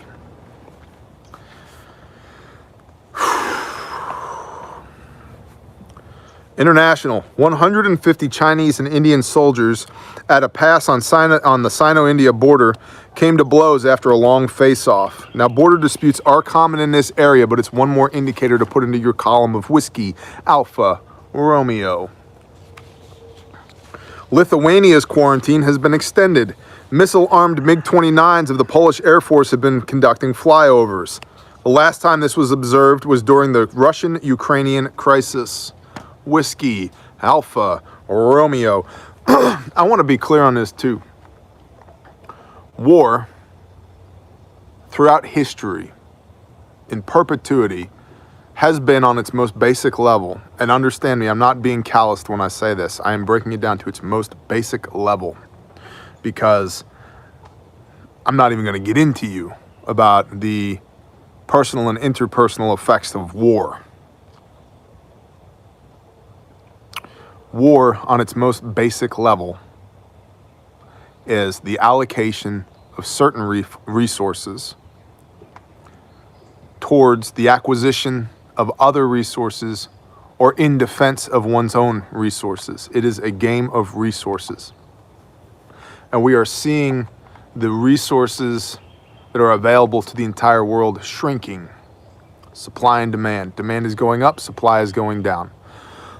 When you can't buy resources or negotiate for resources because we have these political sanctions in place, or my country doesn't talk to your country, we don't get along, or our money doesn't work anymore. What's left? We just go take it. You know, the Japanese involvement in World War II was entirely predicated on the Japanese overextending themselves in China in a brutal attempt to take resources from the Chinese mainland. And you can do a lot of that research on your own, but it's just one primary example of how the incessant chasing of resources and the lack of one's own independence and self-sustainability for resources causes them to make desperate attempts to continue to feed their economy, feed their people, which then results in war.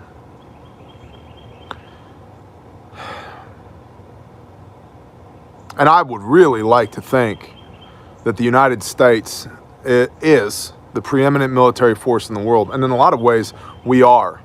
But 1 million Chinamen with rifles is nothing to shake a stick at.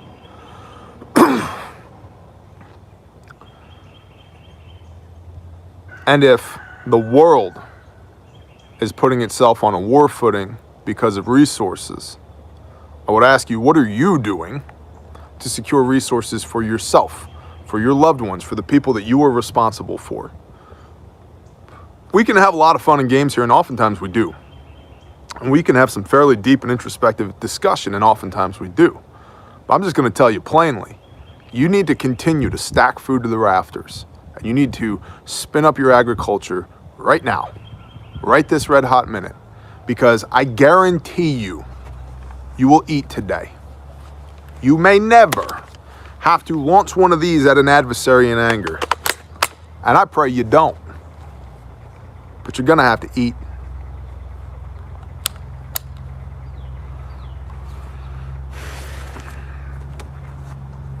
Boris Johnson has announced that a quarantine will be imposed for incoming travelers to the United Kingdom. Another economic crisis indicator. Under debunking misinformation, belief, shut up, meat, belief, HR 6666. That's 4 6s, not 3, but might as well be. Belief HR 6666 is a bill that will allow tracers to force you to be tested in your home. The reality is, when read carefully, the bill itself does not anywhere explicitly allow forcible testing of any kind. In fact, the bill authorizes the Secretary of Health and Human Services to award grants to entities capable of doing mobile testing. This goes back to the 20,000 tracers that they are looking to employ in California and elsewhere in other states. 20,000 being the number for California alone. This is about legal permissions to enable the flow of money to fund contact tracing. Now, contact tracing itself is a separate issue that is in of itself a disturbing attempt at violation of privacy and freedom of movement. But so far, there are no known sources that legally allow forcible home entry or forcible testing. And I don't care who the hell you work for. There is no legal allowance for forcible entry. Don't get all trespassy. Government derives of its authority from the consent of the governed. I do not consent to forcible entry. The end. Well, Bear, I don't care. The end. I do not require your permission to exist. I do not necessarily enjoy, what am I looking for here? I'm not going to bend the knee and kiss your ring and then beg for you to open your hand and bless me with all of the largesse that flows from the government that actually came out of this right here, out of my wallet. And then fund you to come and infringe upon my civil liberties that are constitutionally protected and come from my creator? No, this whole thing is twisted. We've all somehow misunderstood this relationship. I'm not playing that game. And I really, really don't want anybody else to play that game either. There's more debunking misinformation here. The CARES Act, the professor that was arrested from Harvard University, Oregon DHS, all of that is on Patreon. Actionable. If you cannot acquire a freezer for meat, remember that pressure canning is still an option. It absolutely is. And I'm not your go-to guy on that. But yeah, pressure canner, good option. If you need rice, one viewer notes that an Asian supply store, while picked over, still tended to have large bags of rice. Plant your pantry. If you can't find seeds, plant your pantry. We've got 5,000 square foot of pinto beans coming up that came out of where? A bucket of pinto beans that was in storage. And so if we get 10-1 on what we planted right there, that'll be a couple 100 pounds of pinto beans, fresh pinto beans. They make really good baked beans, fresh. Another story for another time. Contact midwife supply companies and also veterinarian supply companies for your medical needs if you're having trouble sourcing them elsewhere. Silver linings. And there's more in that actionable stuff, all of which is on Patreon. Just go to patreon.com, look up Bear Independent. You'll find the entirety of this report, in addition to 22, I think, pictures and supporting documents that go with this report. Silver linings. A contributor has had 6 weeks home with their family, has planted their garden, and has opened an Etsy shop featuring masks, photographs, embroideries, and blacksmithing wares. That's awesome. One viewer is happy to report that between the commercial seeds and the pantry seeds, 5-year-old Pintos and 3-year-old Jiffy popcorn, the Pintos and the popcorn came up first. Told ya. Amen. Quote, "We are truly excited and looking forward to feeding multiple families with our garden project." That is awesome. Next, upon Bear's recommendation, the family joined a local farm CSA, which is Community Supported Agriculture, and I highly recommend that you research CSA, Community Supported Agriculture, in your area.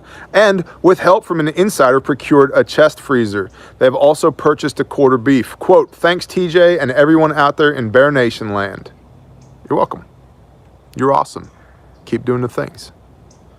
Viewers continue to make headway on land, garden, and projects such as chicken coops. This is from a Canadian woman aged 59. Quote, just prior to all of this, I had an unction to order half a side of beef from a local farmer and to prep to more than double our garden size. Since then, I've been prepping and planting. We ordered in meat chicks, which we haven't done since our kids became adults, and increased our laying flock. I found your channel and knew I'd found my people. Welcome, sister. We changed our beef order to a full side and managed to find another freezer in stock at a local hardware store. The beef is coming in next week. The plan is to prep and grow enough food to feed the whole family if need be. I joined your Patreon at the $10 level and ordered a copy of the scriptures and a couple of raffle tickets. God bless you and your ministry, end quote. Bless you. Thank you. By the way, those scriptures are available at our cost at the web store, so we don't profit on them. We've got a whole bunch of useful links right here that's on Patreon. I do want to shout out some cool ladies from Red Frog Women that I follow on Instagram, and they follow me back. And I'm planning, as soon as like the whole no travel-y thing goes away, I'm planning on sending my wife out there. And they're the Pacific Northwest, and they teach a lot of cool things. One of the things they teach is this. And sometimes it's hard to teach your wife that stuff. So I'm going to send her there. Red Frog Women. You can find them on Instagram. Shout out to Stephanie, Kendra, and Shannon. Y'all are awesome. And I appreciate the support. And I hope you're having an awesome day and keep doing the things, even if it's a little quarantine-y and tyranny-y where you are. But yeah, I'm going to send my wife over there to learn to shoot, or to learn to shoot more. She's good with a rifle. Just got to plus up the handgun a little bit. You're a Marine. She ain't going to listen to you. Sheathe the knife hands when dealing with women. That's exactly right. Sheathe the knife hands. Notes, check out the forums at bearindependent.com. Highly recommended that you do so. People, I'm getting all the emails, man. They're like, Bear, is there anybody in Chicago? I don't know. That's why the forums exist. You don't want to be dependent upon me for you to find people. You want to be dependent upon me to run bearindependent.com, which is where the forums are, where you can go to find people, because that way I am not a stumbling block for you to find people. Okay, so do that. Now, I'm going to tell y'all just for a hot minute about this grindstone raffle. Okay, over here is the stuff. Well, don't worry about that. That's a sheep pen. This is the stuff in the grindstone raffle. Y'all see that? Damn it, Bear, you're giving me motion sickness. Take some Dramamine. Okay. So, first things first. We have this awesome handmade, made in America chest rig. It's a Swamp Rat Mini, I believe. It comes from UW Gear Incorporated, and handmade, made in America. You got two double M4 mag pouches here, and then Molly Field 3x3 here, Molly Field 3x3 here. Okay. So, awesome chest rig. Then to go with that awesome chest rig is a bare minimum kit right here. This is one of our blowout kits. I believe most of y'all are aware of this, but suffice it to say, it's freaking tremendous. It's made in America. The pouch is guaranteed forever. North American Rescue internal components. Yeah, and for $100 less than what Dark Angel Medical charges for their China kit. So there you go. You can get those at our web store at bearindependent.com as well. You got this freaking sweet, one-of-a-kind Bear bushcraft knife from Fleming's Fabrications. There's his maker's mark there. Comes with this awesome Kydex sheath with a fire steel and a ceramic rod for honing the edge. This knife, okay,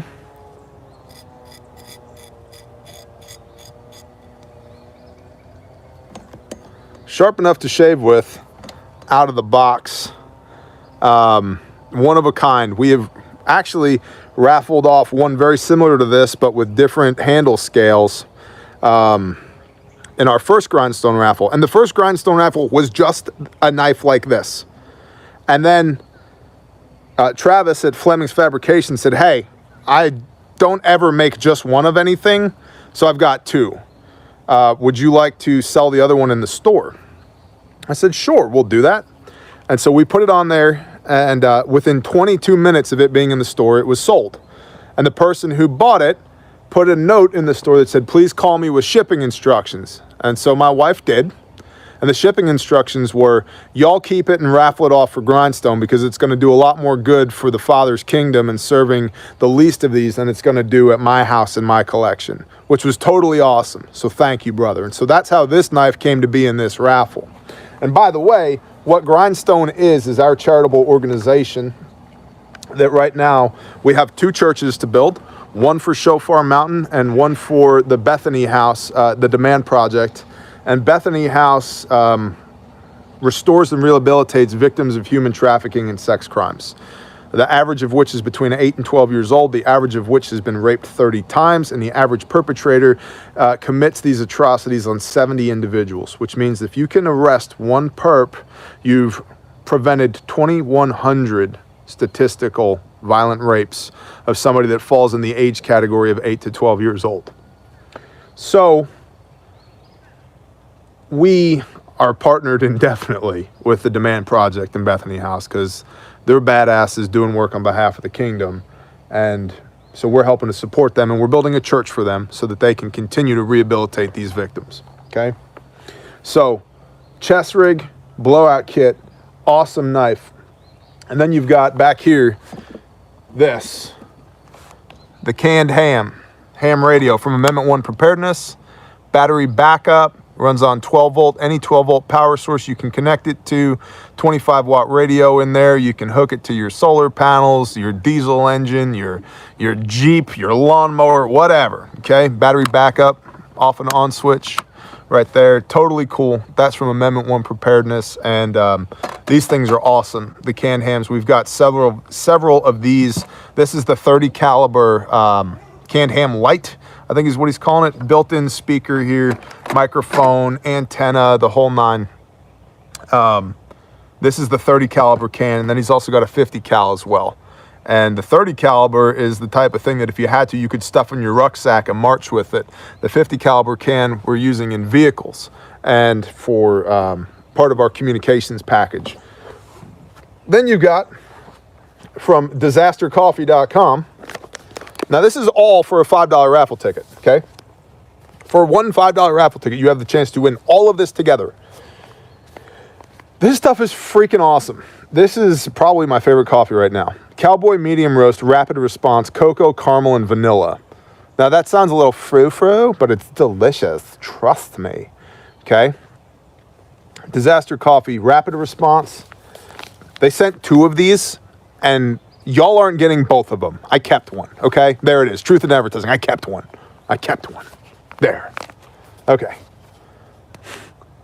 The Rapid Response, Category 6, Dark Roast, Supply Drop, Medium Roast. And I like how it says ingredients. Coffee. That's what's in it. Hey, what's in there? Coffee. Anything else? No.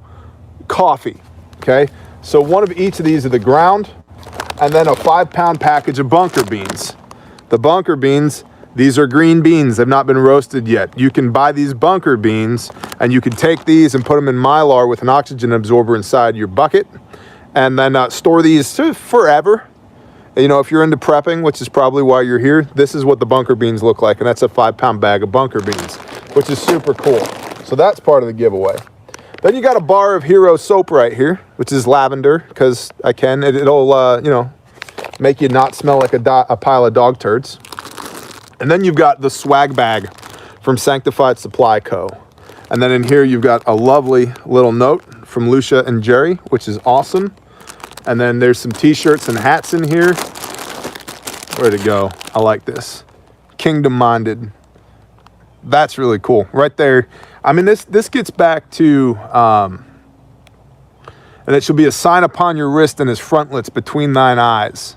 Right? That's commanded in Deuteronomy. There it is. Kingdom Minded. Keep it on top of your head, right? And then this is like my favorite shirt. Stay humble and kind. I love that.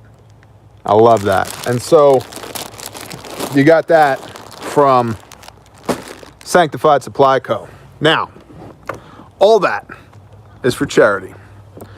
All that is to help us do what we do. And as I've said, there's actually 3 things that Grindstone is fundraising for. One is the general fund to help cover our daily operations. One is to build a church at Shofar Mountain, and one is for Bethany House and to build a chapel there. And you can be perfectly clear with your funding. You know, you can leave a comment or select which one of those things you want it to go in. You can go to grindstoneministries.com and donate if you'd like to, or you can just go buy a raffle ticket in the Bear store, okay? And the funds for Bethany House will in no way end up in the general fund or building Shofar Mountain, the church there. The funds for Shofar Mountain will in no way end up in the general fund or at Bethany House. The funds in the general fund will probably end up everywhere because that's what we do with them. We operate the ministry with those funds. And I'm happy to tell you that nobody gets paid to do what we do. It's 100% volunteer. We are swarmed with hundreds of badasses that partner with us to come and do these construction missions with us. And we are lean and mean. The vast majority of the operating expenses for Grindstone Ministries come from right here. And the rest of it comes from y'all, and I'm deeply appreciative of it. So that is the raffle. We've been talking about it, but we've not, I think I've only shown it on camera one time before, so I would encourage y'all to check that out if you feel so urged to do so. So thank y'all for being here with me. Massive report today. I really appreciate y'all. Thank you. Let's talk to our Creator.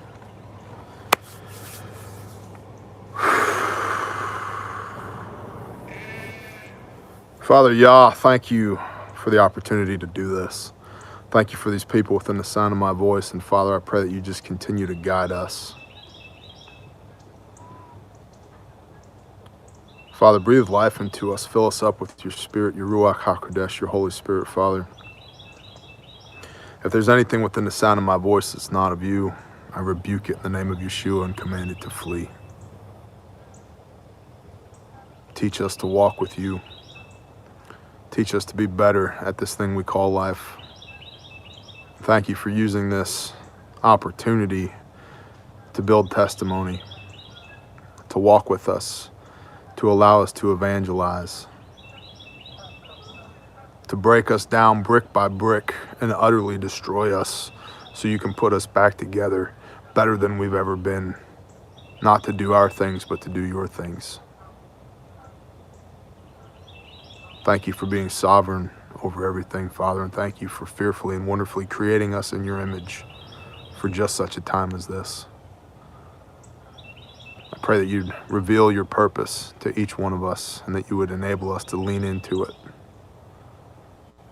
I pray that you would remove the fear and anxiety and angst and pain and uncertainty from everybody within the sound of my voice who's feeling that or experiencing that now, Father, that it would just be gone.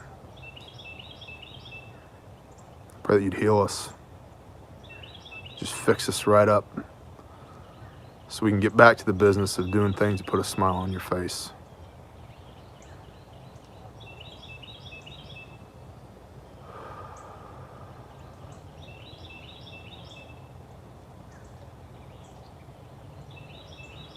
Father, thank you for this.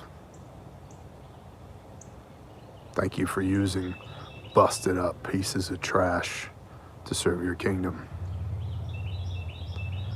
Thank you for restoration and redemption through Yeshua Messiah. It's in his mighty name I beseech you. Amen. Y'all have an awesome day. Make it a good one. We could all get hit by a bus tomorrow. Shalom, y'all. Alrighty, got one here from Survival Prepping for Normal People titled Supply Chains. Hey guys, welcome back to Survival Prepping for Normal People. It's Wednesday. Let's get a little wacky. Alright. I don't know how many of you guys watch Christian at Ice Age Farmer, but you should. He had a really good video out, I think it was yesterday, on YouTube, about AI and the supply chain. AI is something we've talked about extensively here at Survival Prepping for Normal People. Why? Because it is, unfortunately, going to be a prominent part of all of our futures, whether we like it or not. And he's talking about how the U.S. Department of Agriculture, the Commerce Department, and others in the government who are extremely concerned with the broken supply chain have put AI in charge, trying to manage distribution, but especially of food. Now, if you guys remember back about 15, 20 years ago, when all the large grocery store chains and even the smaller ones now, they were coming out with those discount cards, there's a reason they have those. That is a cheap and easy demographic study to understand your purchasing habits, your consuming habits, okay? And they can track you as an individual. What you buy, when you buy it, how much of it you get, right? So, the barcodes on everything, little UPC codes on the products you buy at the store, that tells the automatic replenishment system, a computerized system, hey, we just sold 6 cans of chili, order 6 more cans from the warehouse. Now, they are set up in different ways. And I worked for China Mart a long time ago, okay? And I had an interesting job there. I don't know if they still have these people that do this, but my entire day was spent going around the store, okay? I would get a printout, a huge spreadsheet folded multiple times. This thing would be like 40, 50 pages long, and the pages were big. They came off those old Oki data printers, you know, the ones that are like, and the little wheel turns, and it was green paper, different shades of green. Some of you are old enough to remember that stuff. Okay. Anyway, my job was to go around, scan every product on that list because those were known products in the store, and I had to make sure that the UPC was coming up in the replenishment system. Okay. I was, I don't even remember what they call it, replenishment technician verifier. They had some weird name for it. I don't know if they still do it, but they did at that time. So I'd go around with this thing that looked like one of those guns from Star Trek, and I would scan what was on the shelf, the actual sticker on the shelf where the product goes, and I would scan the UPC on the product, okay, to make sure it matched, that the price point was correct, and that the system was replenishing it like it was supposed to. And if I had found a problem during that process, I would go into the room where they had all the computers and stuff in the back, and they had a couple secretaries working there. And there was a computer that I used, and that's all it was for, is I would go in, update the system, figure out why it hadn't been tracked, go back, look in another file for the receipts for last month for that particular product, see how many we sold, figure out what the average was, and manually put that into the replenishment system. It was a very boring job, believe me, it sucked, okay? But it was better than standing at the door and greeting people as they come in. So that's what I did. Now, the particular system they used back then, and this was way back in the early 90s, back to the chili example. So if Bob comes in to China Mart that day and buys 6 cans of chili, and we didn't sell groceries back then. This is how long ago. This was a long time ago. Okay, but just as an example, you can't just buy 6 cans of chili from the warehouse. You have to get a case, and the case might have 20 in it. It might have 25, 30, whatever comes in a case of that particular brand of chili. So the computer would compile those sales. And as soon as it was time for the ordering process, which was all automated, even then, I just had to verify it, okay?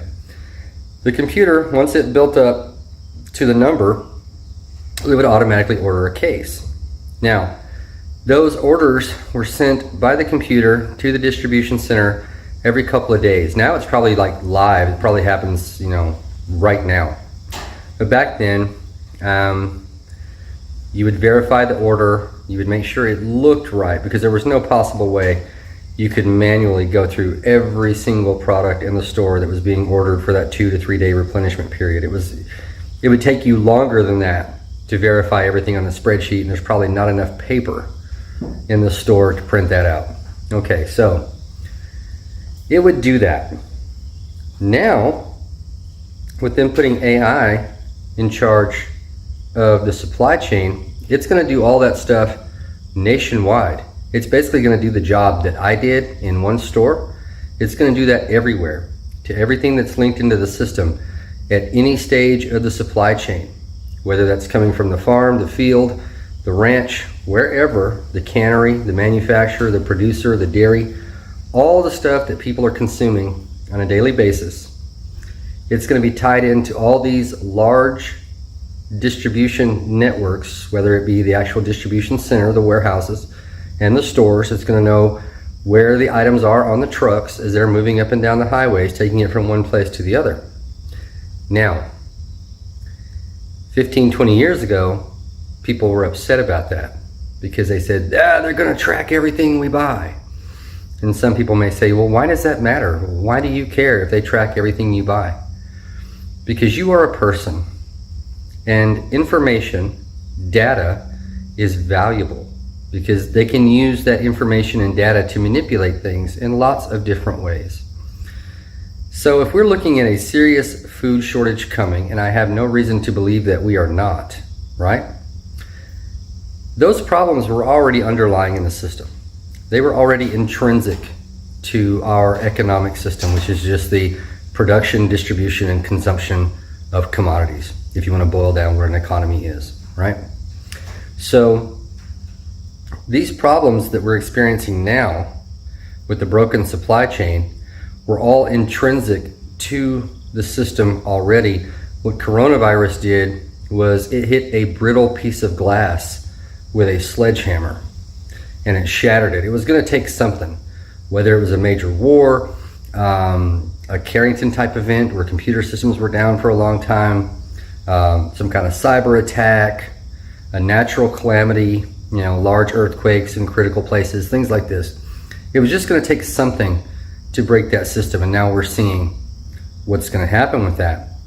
So when they put AI in charge of the distribution network, especially when it comes to food, something you need. You don't need a new laptop, even though I do. You don't need a new flat screen television. You don't need a new sofa. You don't need the latest pair of Jordans. Those are things you can live without. Food, unfortunately, is not something you can live without for very long. So, with AI in charge, it's going to have all of the information, right? It's going to know to a large enough sampling size, because not everybody uses store discount cards and all that kind of stuff, but a lot of people do. A large majority do. And that's going to be enough information for the computer to establish patterns of consumption, waves of consumption, and things of this nature. So what the computer is going to do, this is just my assumption, I'm not in charge of any of this, but if I were, what the computer is going to do is it's going to tell the people who are waiting for the spreadsheet to come out of the printer, once all this information is compiled, what the AI is going to do is it's going to tell them exactly at what point people will get upset with the lack of available goods for them to consume. So I think we're going into what somebody would probably call food austerity. Now, it's happening in a lot of places. You go into the store and they're limiting you. People are being rationed on how many gallons of milk they can buy, how many cartons of eggs, how many bottles of bleach, whatever it is that they're getting. Things that are in high demand. It started with toilet paper, right? And it's worked its way through everything else by now. But those daily consumables that everyone needs, okay, they're being rationed, right?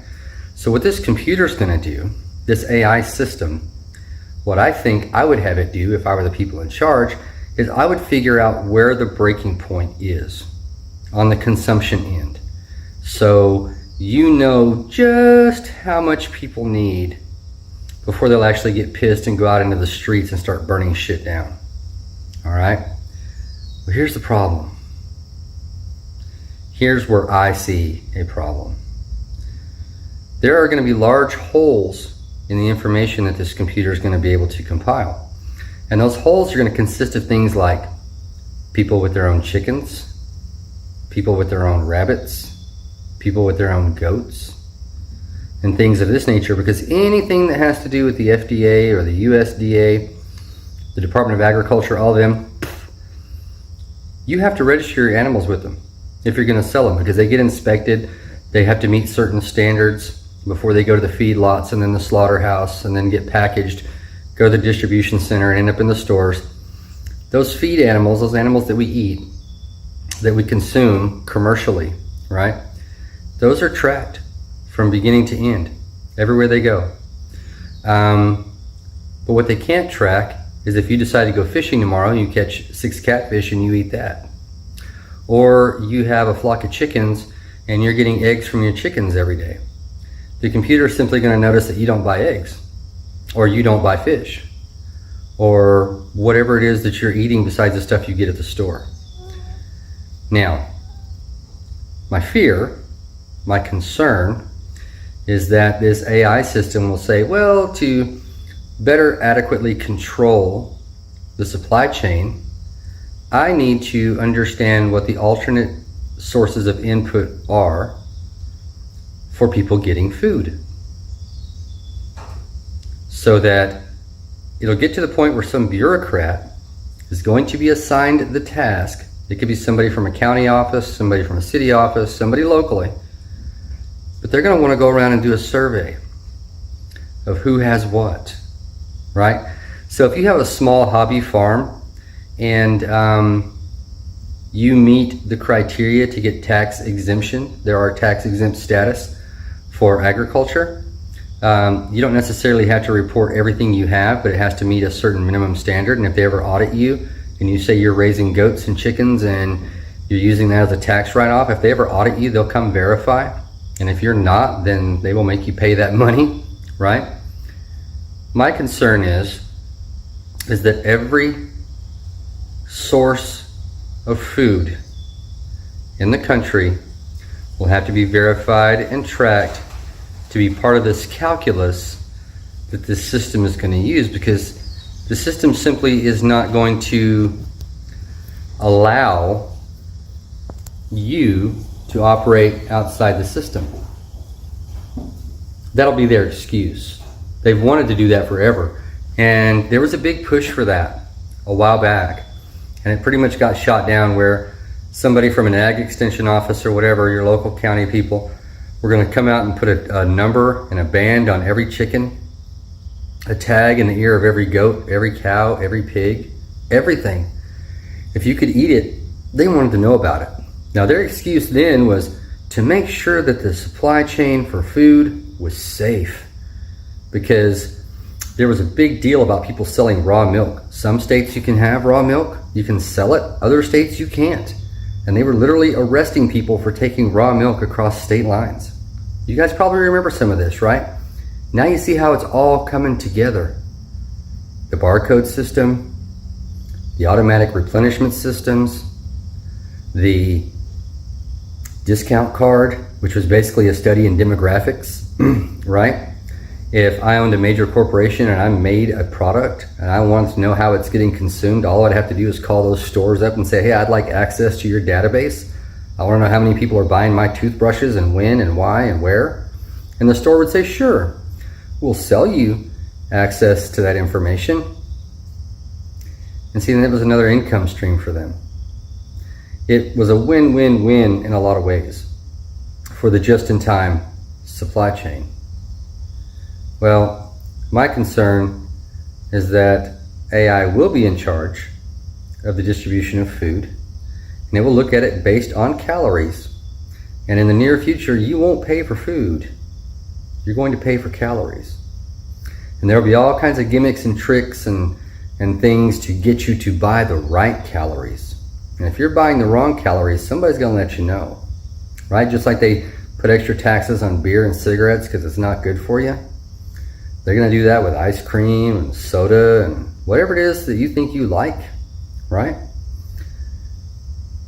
Giving the people in control that much information at the touch of a button is dangerous, because they will use it for social engineering. They always use the excuse that it's for everyone's benefit that we do this. We want to make sure that everybody can eat, that everybody has what they need, and you'll have the bare minimum of what you need. right? Everything based on a 2,000 calorie diet. 2,000 calories ain't shit. It's not. That was established using Korean war prisoners during the Korean War. How much food the United States had to feed them in the prison camp to keep them from neither gaining nor losing weight with a certain amount of exercise. And this study was done on Asian males who are small. A 2,000 calorie a day diet to your average American male, and I'm not talking about somebody who's fat. I'm talking about somebody who's in decent shape, right? That's not that much food. It really isn't. So with the machine being in control of what it thinks we need to eat, when we need to eat it, how much of it we should eat, and it's not going to like the fact that we might want to go off the reservation and start producing our own stuff, backyard gardens, backyard chickens, and all that. See, that's the funny thing about the system. A lot of us don't need the system. The system does need us. And it's going to want us all on the reservation, sooner or later. Never let a good crisis go to waste. These agendas have been out there for a long time, and they haven't been able to implement them up to this point. They don't want to just regulate food that's registered with the FDA or the U.S. Department of Agriculture. They want to regulate all food sources, homegrown, wild caught, and otherwise. It's coming. Be ready for that. I want to thank you guys for being here. I want to ask you, what have you done today to resist the system? I've done nothing. I've done nothing today to, no, I'm kidding. Let's see. I forgot to play the blue video a while ago, so let me get that opened up here. Momento.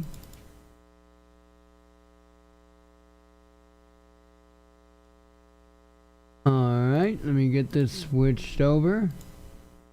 And this is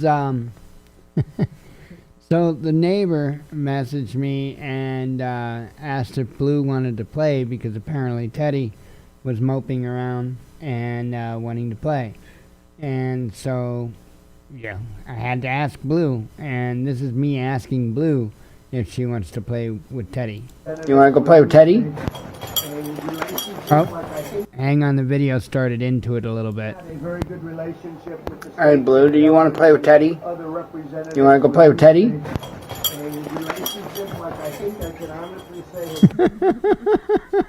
Yeah, I would say that that's a yes.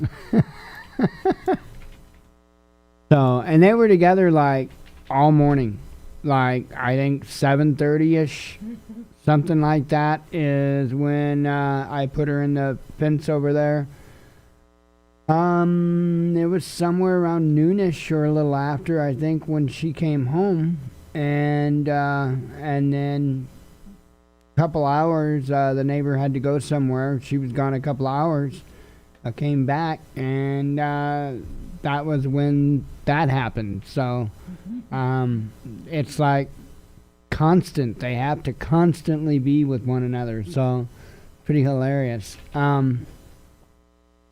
Okay, let me grab you guys another video here.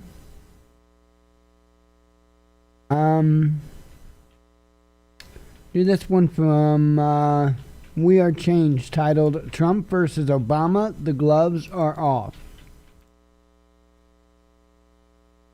Well, it definitely looks like the gloves are off, especially between former U.S. President Barack Obama and, of course, current U.S. President Donald J. Trump, as, of course, the current president spent much of his Mother's Day on a very aggressive tweet storm against the former president. And there definitely is a lot of fireworks, to say the least. Some people are calling it wild conspiracy theories, while others are calling it truth. We're going to get into it in this video, as well as looking into all the other crazy stuff happening in the world right now. Man, it definitely has been a very fast-paced, crazy last few months. I want to thank you guys personally for being a part of this journey. It's only going to get crazier from here, so definitely get seated and strap on for the wild ride that is life. Now, jumping right into it, it's important to know that this latest conflict between the two presidents is happening after the exoneration of Michael Flynn, a person that the Democratic establishment and the mainstream media were pinpointing to, quote, Russian collusion,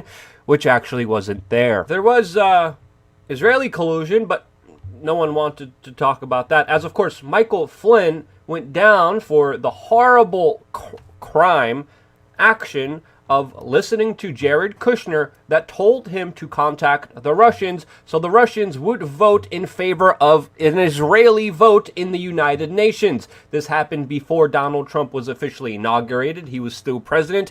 And because of Michael Flynn reaching out to the Russians, asking them to do a favor for Israel, that's what the FBI went after Michael Flynn for. This is where the majority of this whole Russian collusion nonsense was coming from, which again, we were calling out very early on from the very beginning, because we actually looked at, okay, what did Michael Flynn do? Where's the actual evidence here? There wasn't any, and now it looks like a lot of it was just contrived for political power. Gee, surprised politicians are doing that. Politicians having no morals, values, virtues, and will do anything just like sociopaths for power?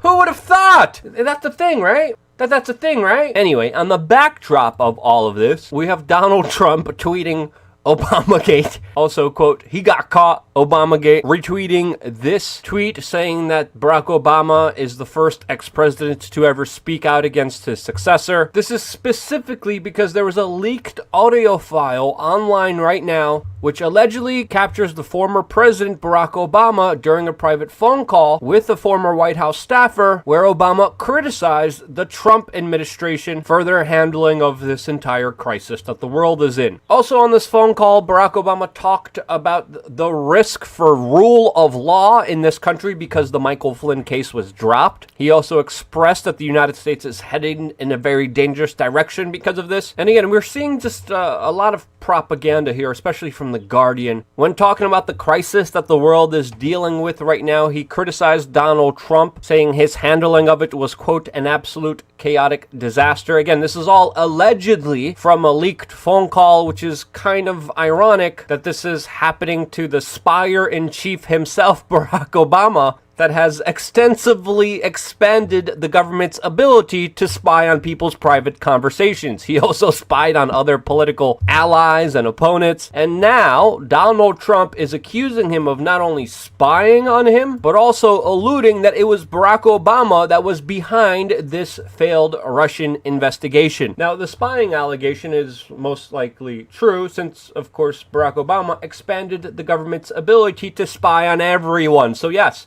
technically on that one allegation, Donald Trump is true. The other ones, but this is why Donald Trump is calling it, quote, the biggest political crime in American history by far, specifically talking about how Barack Obama's attack is a sabotage of his administration. He retweeted multiple accounts that talked about how this will make Watergate look like a parking ticket. And of course, there's many other strong accusations against Barack Obama. The media is calling all of this a crazy, wild conspiracy theory. But according to Michael Flynn's lead attorney, Sidney Powell, she is asserting that Barack Obama participated in the plot to frame Michael Flynn. And again, putting all politics aside, it definitely looks like Michael Flynn was framed, as of course we're getting more and more information about how all these top officials who were saying that there was direct Russian collusion, well, they're now coming out saying that they never saw any direct empirical evidence, including individuals like James Clapper, who were all over the mainstream media saying that Russian collusion was really happening, and anyone who didn't believe in it was, quote, a conspiracy theorist. Again, we got slandered by the mainstream media very viciously. We got attacked very heavily for talking about the actual facts of this case years ago when all of this was unfolding. It turned out, guess what? We were right. Now, the former president definitely had a reason to have a vendetta against Michael Flynn, his former DNI chief that publicly whistleblowed and told the world that the U.S. government knowingly, willfully aided, abetted, and helped the rise of ISIS. Yes, Michael Flynn exposed how the government of Barack Obama was puppeteering, supporting, and helping create ISIS. So was there reason for Obama to retaliate against him for the intelligence agencies that were willingly doing this? Well, yes, there was definitely a reason to be understanding that Michael Flynn definitely ruffled some feathers. And now, according to Sidney Powell, this went straight to the top, but there still isn't a smoking gun proving this. It is still an allegation. And knowing how politics works, I bet it would be very difficult to find any smoking gun. Is this a conspiracy theory like the media claims? Well, we still don't have the smoking gun, but there's a lot of reasons to believe it is, in my opinion. What will be the truth behind this story? How will it develop? Well, we're going to be keeping a close eye on it and keeping you in the loop surrounding all the details that develop. But definitely do not expect to get the truth from, of course, the mainstream media that have absolutely discredited themselves, not only because of Russian collusion, but with their just pure biased, unethical behavior, like we recently saw NBC do with Chuck Todd, as they selectively edited out a tape of the Attorney General discussing the Michael Flynn situation to make it seem like the Attorney General did not make a case for his decision, which he did. Also, if you want to get the Attorney General, why not ask him about his close ties to Epstein, about that case and about that investigation that hasn't gone anywhere? Why, if the mainstream media really wants to hit these politicians, there's some legitimate questions that should be asked here. This is, again, why the mainstream media is, in my opinion, the biggest debilitating factor for humanity. This is why we can't have nice things, and it's because of the mainstream media. And guess what? Now, if you try to be better than they are, if you try to do their job more effectively, if you try to do their job in an honest, real, truthful fashion, well, you're just going to get punished by, of course, the YouTube algorithm and other big social tech media giants that some are accusing of even trying to get rid of the hashtag Obamagate trend, which according to some is being deliberately pushed down in the algorithm on big social media platforms like Twitter. And again, that's all very possible since, of course, these big social tech media giants, multinational corporations, conglomerates tied into, of course, the U.S. government, Pentagon, and intelligence agency. Yeah, you know those guys? Yeah, they manipulate and censor information all the time. So them being accused of doing so is most likely the scenario. So as, of course, they are going buck wild with them even admitting that they are struggling to remove, quote, conspiracy videos. And again, you see the framing here by CNBC, just more dishonest mainstream media, dribble, bull crap, garbage crap, just regurgitated, thrown up at you and served to you as a 5-course meal. And then guess what? It's not a 5-course meal. It's a big heaping piece of trash and crap with corn in it. And I'm so sick of trying to be fed this crap, this caca, and be told just to take it. And I'm not, because it's not just conspiracy theory videos that are being removed. Sure, some of them are crazy, some of them are out there, but by deleting them, you make them more powerful, more believable for some people, but it's also doctors and other medical professionals that are getting scrubbed left, right, and center for talking about vitamins and your immune system and other basic things that are truth, but yet are being suppressed and censored. But you know what's not being suppressed and censored? The PR for one of the world's richest people in the world that has close to 500,000 shares of Monsanto, which is now Bayer, has a plan to block out the sun, is advocating for microchipping people, hangs out with eugenicists, and calls for population control. Yet that person That's the experts. That's who you're supposed to hear from. Every word he says, it's the gospel. It's the Holy Bible gospel that YouTube presents to us as truth that we shall not question, or else kaput to you. Maybe even this video is going to be kaput. And I'm sick of it, because we're slowly moving towards a total tyrannical, social credit score tyrannical system like the one we're seeing in China, where even scholars, philosophers, thinkers are being disappeared for calling for political reform, even engaging in the horrible act of thought crime, saying, hey, maybe we could do things a little bit differently politically, ends up with you getting disappeared in China. And this is where we are going here in the United States if we don't act up and start moving in the right direction, because we're definitely not doing that now. Jeez Louise, why is it so hard to understand? So many idiots out there, so many people arguing with each other, splintering, fighting over pointless stuff, and this is only working for the benefit of the very few that at this time are robbing us blind. Meanwhile, we just squabble with each other. Now, yeah, again, the truth, again, is always somewhere, usually in the middle. There's a lot of disinformation out there, a lot of propaganda, and it needs to be called out. I was receiving this letter from a lot of people saying, look at this, you won't be able to get your social services unless you get this mandatory testing by the state here in California. That letter was proved to be fake. Again, so much fake news out there right now. And if there is disinformation, it deserves to be called out, because at the end of the day, what matters most is the truth. There's a lot of people, a lot of interest, a lot of money preventing you from knowing that, because once you know the truth, once you're empowered with knowledge and information, you can't be fooled. And if you can't be fooled, you can't be victimized, you can't be profited off of. And this is what we've been preaching from day one, and it goes both ways. Yes, we have that on a major way with the mainstream media and establishment fooling you, profiteering off of human misery. And then we have that on a very small level, but we still have it, and it deserves to be called out by other disingenuous, crap-filled individuals that are walking around telling you that billions of people are going to die, but the only way to help save that and stop that is to like their video or buy their product. Yes, there's a small sliver of individuals like that, and they're pieces of caca. Yeah. Sorry, I got riled up.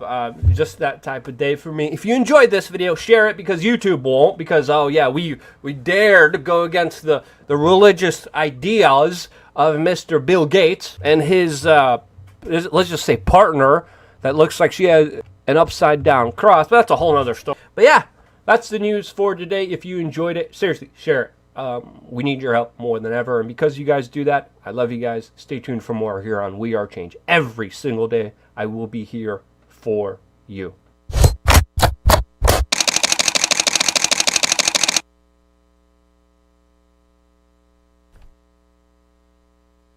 Already got one from Iraq veteran 8888, titled Gun Gripes number 244, Part Support. This is a, pardon me, this is a important topic. Welcome back, everybody. This is Eric and Chad here with Iraq Veteran 8888, and today we've got another Gun Gripe episode for you. All right, this one's a doozy, and I actually can't believe that it's been this much time that it's taken us to get to this particular gripe. So we talk about it all the time. We do talk about it, but we haven't done a gripe about it, and that's part support. All right, this goes into some pretty extreme veins here that we're going to talk about, and sometimes it can be difficult to get spare parts for your firearms, and we're going to talk about that a little bit. If you're interested in firearms technology, definitely check out the folks at SDI. They have some wonderful gunsmithing programs, great higher education in the realm of firearms technology. Get that GI Bill working for you, and we appreciate them for supporting Gun Gripes, supporting our efforts. So let's dive into the beans and bullets of this particular gripe. You know, there are certain guns that tend to be a really good seller, not only due to their popularity, but due to just how easy it is to get spare parts and things like that. Like, certain guns sort of overcome those boundaries and become, I guess, what we would consider standards within the industry. You look at the AR-15, you look at like something like a Glock, or you look at a good pump shotgun like a Remington 870 or a 590 or something of that nature. Certain guns just seem to transcend barriers in terms of logistics and supply, and because of their commonplace use, they tend to be a little bit easier to source spare parts for. And I believe that a lot of people tend to undervalue, something that's common that you can actually get parts for versus a gun that's really specialized. And in some cases, the parts supply for certain firearms can be really difficult just to procure even just basic spare parts. Well, so, not only difficult, but also very expensive. Yeah. We are going to talk about that. So we've got a lot of stories to share and things like that. So like some manufacturers are a little bit easier going when it comes to, being able to get spare parts. And other manufacturers, it seems like it's very difficult to get parts. Not that they're not available, but that the availability is a little bit spotty. And we are going to be, talking about certain manufacturers in this video. And the point of this is not to call out manufacturers in a negative way or anything like that. We're just simply stating our experiences with some of these manufacturers in terms of getting parts and things like that. Well, I think the basics of this video, all right, you take an AR-15, okay? You can find parts for an AR-15 anywhere. All right, there are a copious number of OEM manufacturers that are producing small parts like bolt carrier groups, bolts, hammers, springs, firing pins, extractors, all the small parts that are necessary to keep these rifles running. Because over time, the more you shoot these guns, obviously, their parts are going to break. You're going to break extractors. You're going to have a firing pin that either gets walled out or something because you're running real hot ammo or whatever the case might be. You're going to have springs that lose their springiness over time, and you have to replace them. Okay, these parts, very technical term. Yeah, springiness. But you can get these parts for relative low cost a lot of times. I mean, you can get oops kits for ARs for $10 that have pretty much all the springs and pins and things like that in there that you need to repair your gun and get it back in the field. But when you take something like a SCAR, for example, and, Eric's had the trouble with the SCAR 17, the SCAR 20S recently, that getting those small parts, even firing pins, extractors, complete bolts and things like that, has been a very difficult task and very costly. I mean, the cost of these parts are sometimes 4 to 5 times what the similar AR component would be, even for like an AR-10. The AR-10 is a little bit more of a beast, and it does have some more specialized parts because there are certain manufacturers and that produce different variants of the AR-10, like the SR-25 and such. You have Knight spec, you have DPMS spec stuff, and those parts can be a little bit more expensive, but the SCAR really takes the cake. I mean, it really does. It does. All right, so I think it's important to maybe back up just a little bit and talk sort of about parts with these guns and stuff. And I'm assuming that there's probably a lot of new people watching our channel that are not gun people. So if you are experienced with firearms, please bear with me because I'm going to go over some things that are really extremely basic, but people need to kind of understand that we do have a lot of new gun owners and we want to make sure that they're armed not only with the firearms to protect themselves, but the knowledge to know what they're getting themselves into, right? Okay, so say I'm going to buy a car, right? I'm going to do a bunch of research. I'm going to look at consumer reports. I'm going to look at reviews. I'm going to read articles. I'm going to gather as much information as I can. But what is another thing about a car purchase that I take into account? Cost of ownership. Cost of ownership's a big thing, right? That Mercedes-Benz might be a really fancy car, but you're going to, when you go and get a $750 oil change, you might not be singing the happy song, Now look, as long as you know that it's going to be a $750 oil change, then you're probably okay. But you don't just buy a Mercedes and not know the real cost of ownership, the maintenance, how much it costs to fix, basic things, even just like brakes and tires and simple things, right?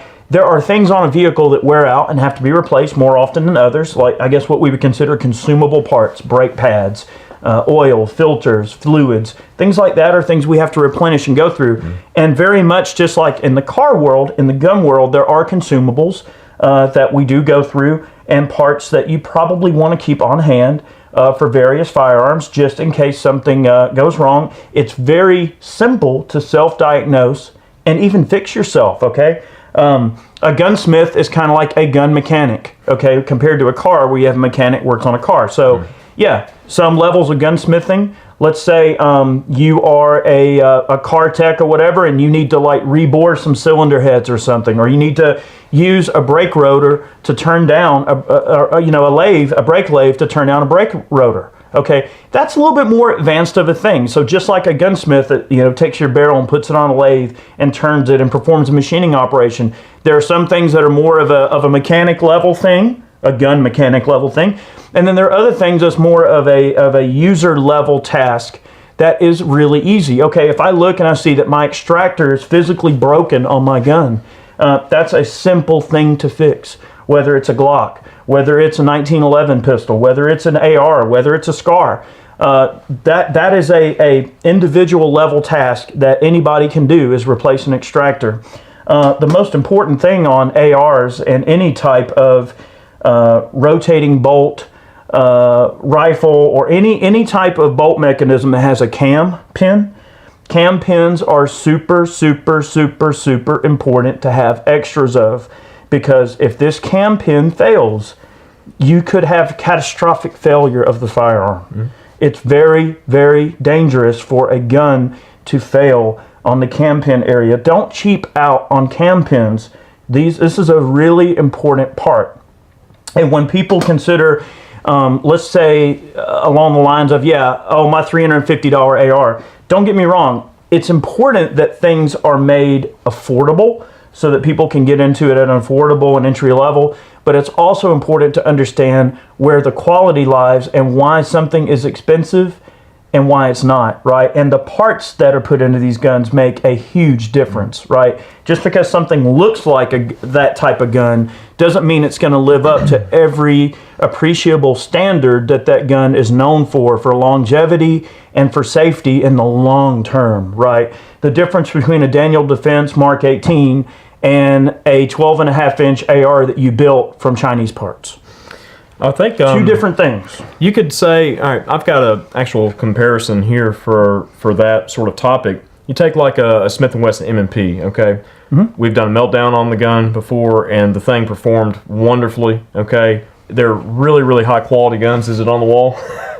Is it that one? I think that might be it. But very, very high quality guns, okay? And they're under like the $600 price point, okay? But they failed just like any other AR would under a lot of stress. I mean, the gas tube melted, the barrel started to droop a little bit. I mean, we put this thing through hell, all right? Now, you take a rifle like a Knight's SR-15. Now, why is that rifle, $2,000 compared to $600? Well, Knight's is a specialized manufacturer. They have a lot of proprietary parts that they put on their guns. I mean, for example, like the gas block, okay? A normal rifle that has a rail on it that you buy that's $600 or $700, okay? It has just a pin on or a set screw gas block that slips over the barrel. Well, Knight's actually threads their barrels, and they have a gas block that threads into place and a small castle nut that holds everything on, okay? It keeps the gas block retained. So that's one specialized proprietary part. Their bolt carrier group, their receiver extensions, their barrel extensions, everything is all proprietary on those rifles. They have ambidextrous lowers. When you get into all those extra features, the cost goes up, especially with kind of a higher end manufacturer that does a lot of their own work in-house. Even like the Daniel Defense rifles, they do a lot of their work in-house. Their rifles are usually above the $1,000 mark. Sure. But you do get that kind of air of higher quality and that more fine-tuned quality control where you're not getting parts coming in from all these different OEM manufacturers and then you're just assembling guns. They're actually controlling everything in-house, which in the long run makes for a higher quality product and higher quality parts. It does. But when it comes down to the small parts though, like just for example, I mean an extractor, all right, $10 for an extractor, with spring, a little O-ring just to help with the retention, a pin, and then the extractor itself. Cam pins, $4 or $5. But when you get into comparing those same parts on like a SCAR 17, I mean, what are you looking at for like an extractor? So let's talk a little bit about that. So it's one thing for parts to have a certain cost threshold that you're dealing with. It's another thing for parts to have an availability threshold, right? Let's say that I owned a Mercedes-Benz or something and I needed something repaired on my car. It would be the equivalent of me taking my gun my car to the mechanic and saying, hey, this is broke. And then the mechanic saying, well, I'm not going to be able to get the part for 3 or 4 weeks because Mercedes doesn't have parts available. They're not making them right now. That's the wrong answer, right? Like, you'd be mad if you had to wait forever. And I'm not calling out specific manufacturers, but some manufacturers, it seems like they're really stingy with parts. And FN, in some cases, is definitely one of them. Like, I've been looking for the last 8 months for spare firing pins and extractors for the SCAR series. Brandy has a SCAR 16. I have a 17 and a 20, so we have 3 SCARs between the two of us, my wife and I. And I like to have extra parts on hand, right? So here recently, I was able to procure some parts. Not all the parts that I wanted, but there are certain parts on the SCAR that are a little bit more prone to breakage than other parts. And now remember, we talked about cam pins being important. Yeah, I found 4 extra cam pins. Now that's certainly fine. Okay, so we got extra cam pins. Bolt stops are important to have extras of. They break from time to time, okay? I did get some extra bolt stops. They were available and inexpensive. Now, one thing, too, just looking at this bolt stop, this is a more complex part than a standard AR-15 or but an AR-10 the price as well. really wasn't that much higher than a standard AR-15 counterpart. Now, I will say the cam pin is about triple the cost. Yeah. Now, across the board, yeah, the parts for the SCAR are going to cost about 3 times as much as an AR. Like an extractor, like he said, this is a CMMG Mark IV LE extractor. And this extractor is like $8, something like that, $10 maybe on the top end. A SCAR counterpart would be $35 for this extractor. So cam pins, extractors are important. Charging handles on SCARs are something that have been known to break here and there. And it's hard to find the charging handle assembly as one assembly. I had to order it in 2 parts, and this thing has to be like pushed on here and swaged on or whatever. But wow. The thing is that the charging handles have been known on the SCAR to break, and I was able to procure 1 charging handle. Yeah. From what I've been told, recoil springs are important too. Okay, so I was able to procure a couple of extra recoil springs. Now, these weren't too terribly expensive. I wouldn't say cheap by any stretch of the imagination, but for it to be 1 assembly, pre-assembled and ready to drop in, it wasn't terribly priced, and they were somewhat available. But I wasn't able to find firing pins or extractors. Now, what about look, bolts? Now look, spare bolts can be had for the SCAR. They're very, very, very expensive. If you're talking just a carrier, and even just the carrier and bolt assembly is like a $450 assembly, just for a spare carrier. From what I understand on the SCARs, what goes out the most is occasionally extractors, firing pins, cam pins, recoil springs wearing out, and charging handles breaking. If you shoot your SCAR and you break a charging handle, you need to replace your recoil spring.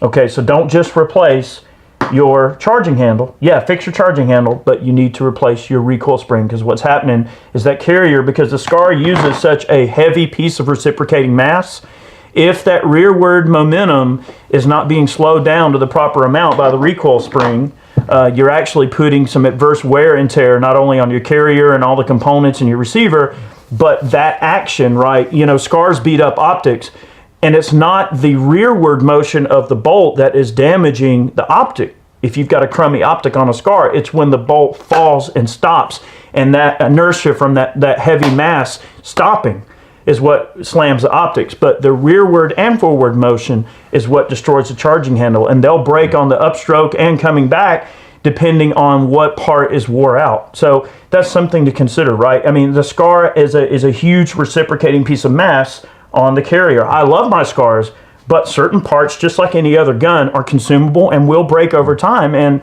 you know, it's really crazy how hard it is to get parts for some guns. It would just seem, and the firing pin on the SCAR is very complex.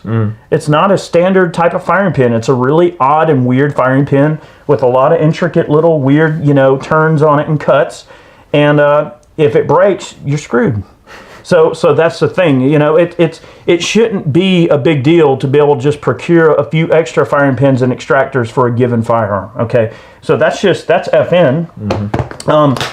And I'm not going to get into other products that FN makes, but primarily the SCARs are the ones that, you know, I trust my life to that gun. So in order for me to trust my life to that firearm, I've got to be able to support it and make sure that I can keep it running if it has an issue, right? I don't want to get too far off on this vein, but I know that you have experienced this before as well. But a lot of manufacturers sell an armorer's kit for their firearm. Okay, so like Glock has a Master Armorer's Kit. M&P, or the Smith & Wesson M&P, they have a Master Armorer's Kit for their pistols. And a lot of times it's really difficult for a civilian to buy those kits. Yep. Because the company will say, well, why do you need this kit? Why do you need a kit that has 10 extra recoil springs, 5 extractors, and 5 of every part? Because I have 10 of your guns. I mean... Exactly. You know? Some people just have a lot of a certain gun, right? Somebody might have a lot of M&Ps, a lot of Glocks, and they need a lot of parts. And it's really convenient for a civilian, for average Joe, to be able to call up and go, yeah, I want this and this.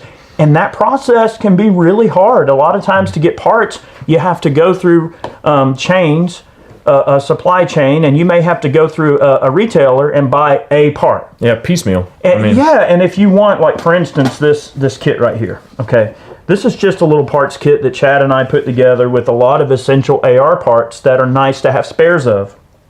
Okay, CMMG makes both a continuous gas ring, which is a nice duty level gas ring for your AR, and then they also make the individual types.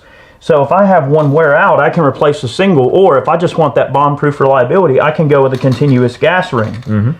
But the nice thing about these parts is that they're available and they're not terribly expensive. I think too you can order in quantity. If you think and about they're in stock. If you think about it, one of the main reasons why there probably is more availability of parts for, like, say, the AR-15 series of rifles compared to something like the SCAR series is just, you know, how much they're in use. I mean, the AR-15 is probably 10 to 20 times more in use out there today than the SCAR is. So obviously there's a lot more demand for AR parts. There's more manufacturers out there that are producing those parts. I mean, where are you going to get SCAR parts from FN? You know, so there's only one manufacturer producing those parts. So therefore the availability will be scant and the prices will be higher because they basically have a monopoly on those parts. Well, however, though, the way that I look at it also is if you're going to make a top tier rifle that sells for a top tier money, those parts should be available. They should. You shouldn't have to. You shouldn't have to wait. You should be able to get what you need, and it shouldn't. Like, I've been looking for 6 months for SCAR firing pins. I've heard about it. I've heard about it all the time. And it gripes you a little bit because it's like something as simple as a firing pin. All right, what if my firing pin was broken? All right, and I needed a firing pin to make my SCAR run and couldn't get one. And that leads us almost to another vein of this gripe. So getting off of like the armorer's kits, right? I've called Glock, I've called Smith & Wesson and say, hey, I want to order an armorer's kit. Here's the part number. Like, you go in the catalog and they have an armorer's kit, like what they call unit level armoring kits. That they have for like police armorers or military armorers who need a lot of spare parts on hand to service department guns or unit guns for unit or whatever. And I've called and been like, I want to order this. Oh, we only sell that to law enforcement or military. See, why? The issue with what that, does it matter? the issue with it is those parts are real convenient for gun owners that have multiples of the same type of handgun or rifle or whatever the case is. But when you buy that kit, it's a lot cheaper buying that entire kit than buying every little individual piece. I mean, and especially, all right, this is a problem that I've had too. If I want to get like 10 of, say, one part, like I'll go into a shop sometimes and like, I need to get, like, where's your AR parts? It's like, well, I'm going to buy, 10 or 20 of these. Like, oh, well, I can't sell you that many. Yeah. They don't want to come off all their parts. I'm like, well, they're available. You got a bin full of them. It's like, oh, I can't sell you that many. I can sell you 5. I'm like, dude, come on, man. It's so strange to me why the parts availability tends to be such a weird thing. All right, so Walther. All right, love Walther now. Not taking a dump on Walther. I'm not taking a dump on any of these companies because they all make great products. I'm not saying that I have a problem with them. But like, I had a Walther PPQ that we broke the slide stop on. And I contacted Walther and I'm like, hey, I want to buy a slide stop because I broke my slide stop. Oh, we'll send the gun in. We'll replace the slide stop. No. Send me the slide stop. Like, let me buy it and send it to me and I'll put it in. Like, there's this weird thing where like a lot of gun companies don't want to send you the part. They want you to send the gun in and fix it. Well, I was looking at the extractors on the SCAR, right? I hadn't had my SCAR apart in a while. Not to get back on the SCAR, but I'll mention the SCAR quickly again. I was doing a full cleaning on both of my SCARs the other day. and I noticed that the pin that holds the extractor in has this like Rube Goldberg setup to it. And I looked online, and FN actually lists a removal of the extractor as an armor level task. What?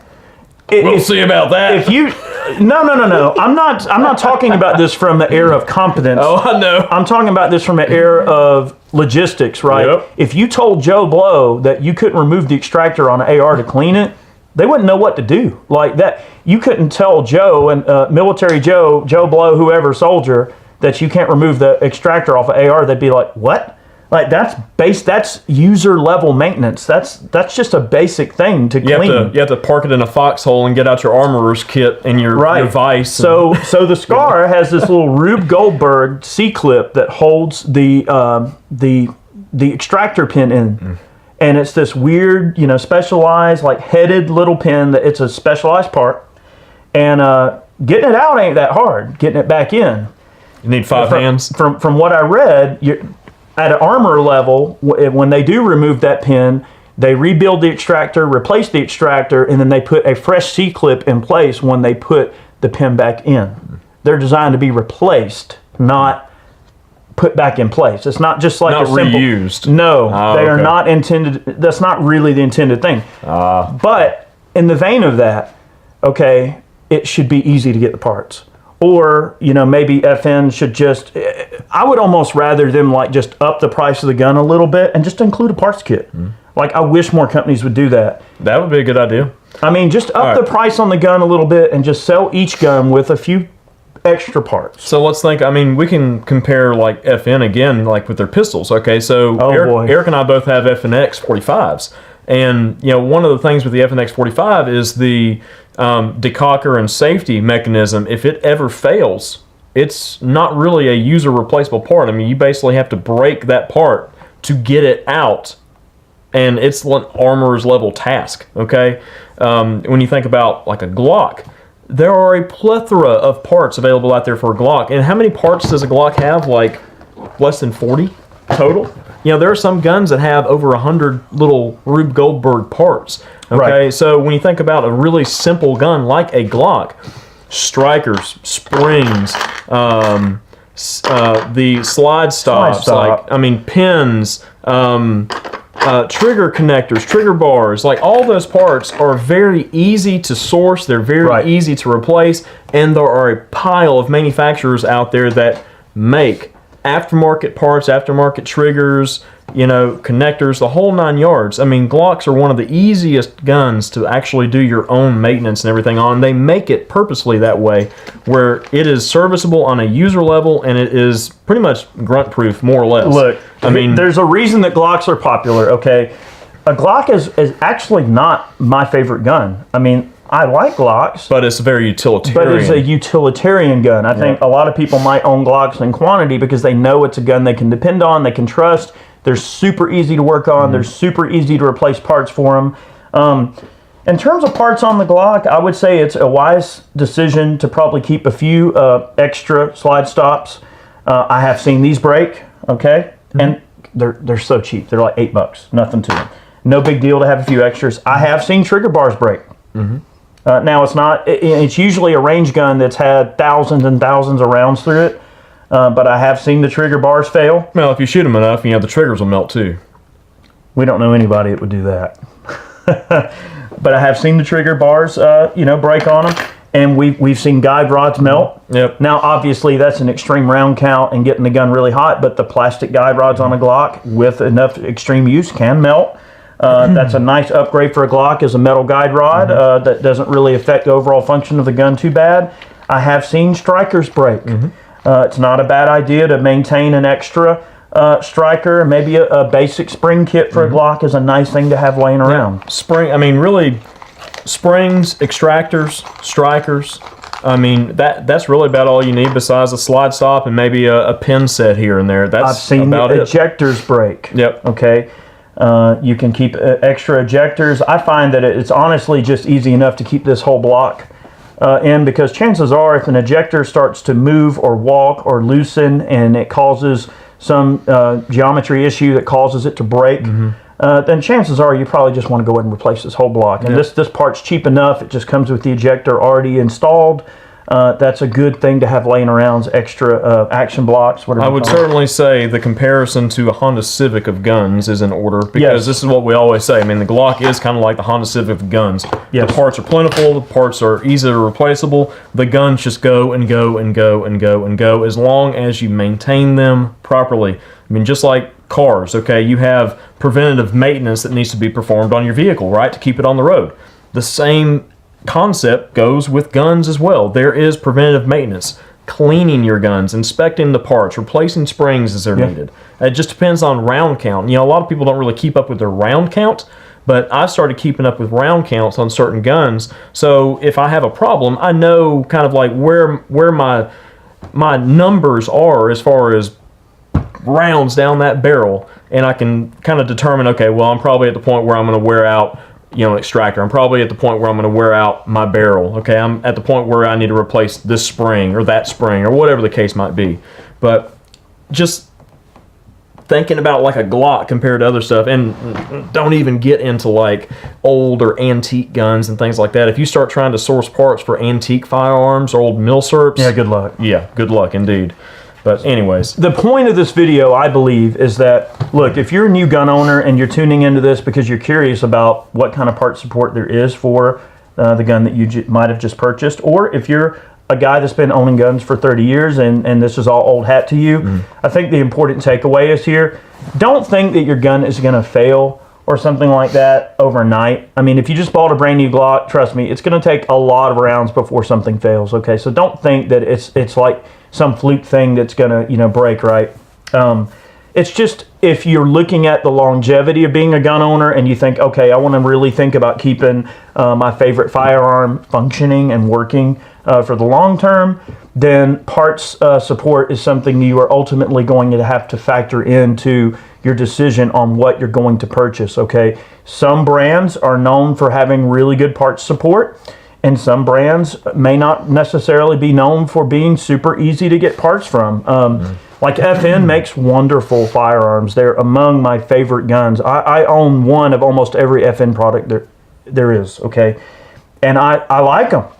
But if something breaks, it's gonna be a chore to get extra parts, right? And the parts are gonna be expensive, but they do make extremely high quality firearms, okay? Whether it's a P90, FS2000, whether it's any of the 509s or the FNX. I will say, out of all their pistols, the FNX probably has the most gremlins, just from design flaws, but the FNX is an outstanding pistol. Now, let's look at like SIG or Glock or someone like that. You know, you're going to be able to source all the parts for a Glock that you could possibly ever dream of, no problem. AR-15s, obviously, you know, parts are freaking everywhere. Now, look, I mentioned like Mossberg 590, Remington 870. There are parts out there for those guns, like OEM level parts. Don't expect to find them in any kind of quantity extremely easy. There are certain companies that tend to prefer the whole, hey, ship the gun back and we'll fix it type of arrangement, versus, hey, my safety on my Mossberg gave out, I want to buy a new safety. They're going to probably refer you to a third-party company that sells parts.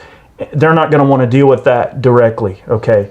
It's just not it's not easy for them from a logistical level to sell you a part over the phone directly from the company. Now, if it's a warranty thing, and let's just say you don't know how to do something and your gun's broken, it needs to be fixed, well, then obviously you can contact the company no matter who makes the gun, and chances are they're going to do whatever it takes to make sure you're happy. You just might have to ship the gun back to them so that they can perform the necessary warranty work, and of course you're going to be without your gun during said time, which and that time can be anywhere from, you know, a few weeks to a few months depending on the company.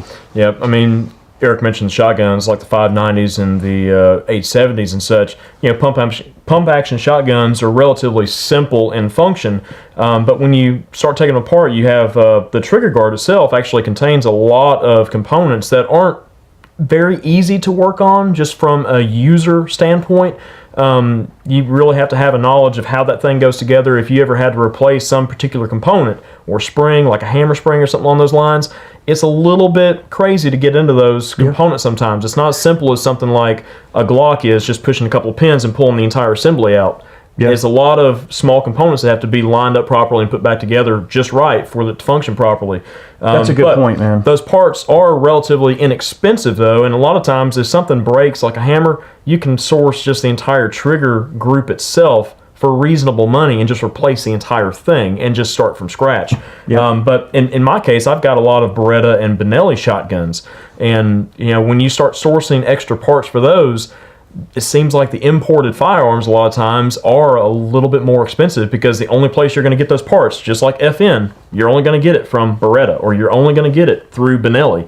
And there's a lot of companies that sell these parts, like Numeric, Gun Parts Corp, a few others that gunsmiths go to a lot to buy components to repair customers' guns. And when you look at like a firing pin for a Beretta, it might be $30, but the firing pin for a 870 might be $8. Yeah, or a striker, a complete striker for a Glock might only be $8, and it comes with the spring. But we could definitely, we could definitely go down numerous rabbit holes. Oh, look, so to quickly, I agree 100% with what Chad is saying on that regard.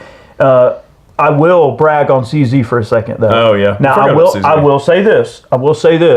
CZ keeps parts. They do. That's one thing I can say. Like, if you break a part on a CZ, chances are you're going to be able to replace that part without very much difficulty at all. And for someone that imports guns, CZs, I have to say, like, they do a really great job of keeping up with parts support for the platforms that they make.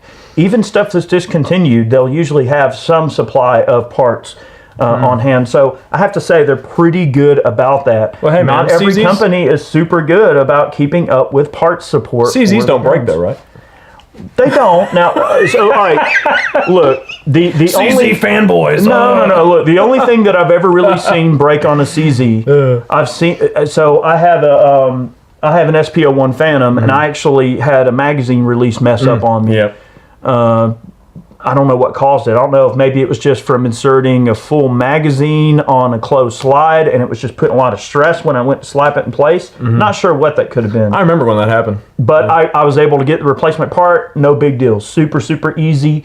But don't think that any one company is better or worse in terms of parts occasionally wearing out. There are parts of every single firearm that are considered consumable parts that will eventually wear out or break.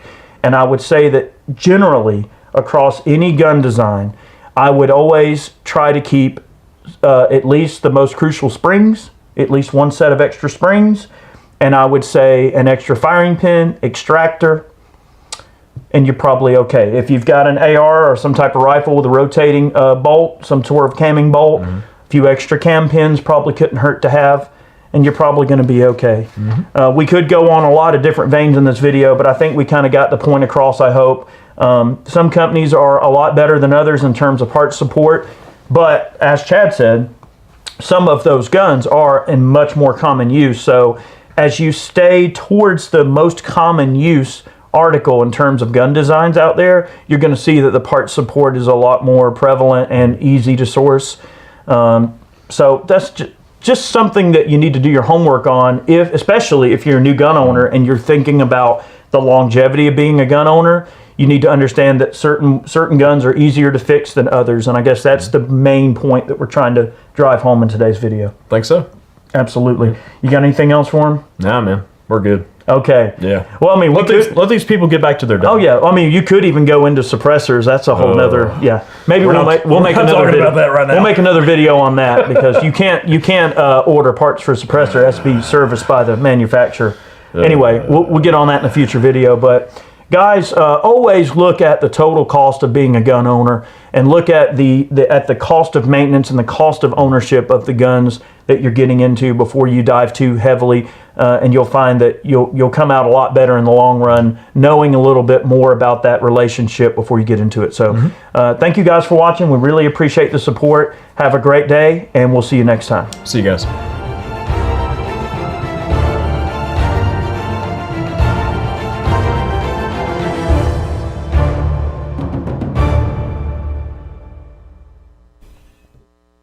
Alrighty, let's see. Got one here from Peak Prosperity titled Coronavirus Refuting Last Night's 60 Minutes Interview. Hello, everyone. You know, I like my science, I like my logic, and you're part of the tribe that likes those things to add up and make sense too. Boy, there's a lot that's just not adding up right now, and among those are all of these virologists out there who are, I think, have to hearken back to Shakespeare. Methinks the senator doth protest too loudly. That's the title of today's update here on May 11th. This is day 109 of our reporting. Hello, I am Dr. Chris Martenson here with your Honey Badger virus update. Let's start with our feel-good email of the day. This comes to us from Samuel.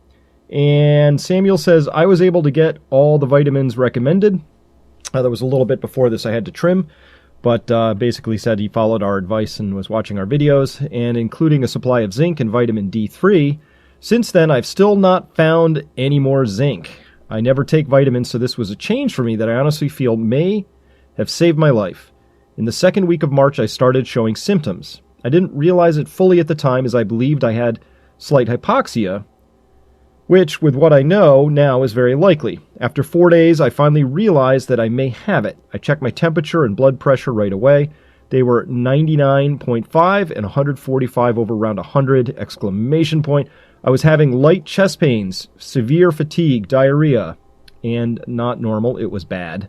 And living off my rescue inhaler constantly. I started sitting up based on more information from your channel and drinking Pedialyte. Within a day, my symptoms subsided, and 2 days later, I felt fine. If I had not started the vitamins week earlier, especially zinc and D, I felt my comorbidity would have been a problem. I currently have a very small apartment for me and my 2 boys. I've been putting off moving for years, as I also have spine issues. However, the food supply shortages that you pointed out may be coming pushed me to look for an option with room for a garden. I am now moving into a house in 1 week. It has a basement to store provisions and, of course, a backyard big enough for a garden and raising some sort of meat.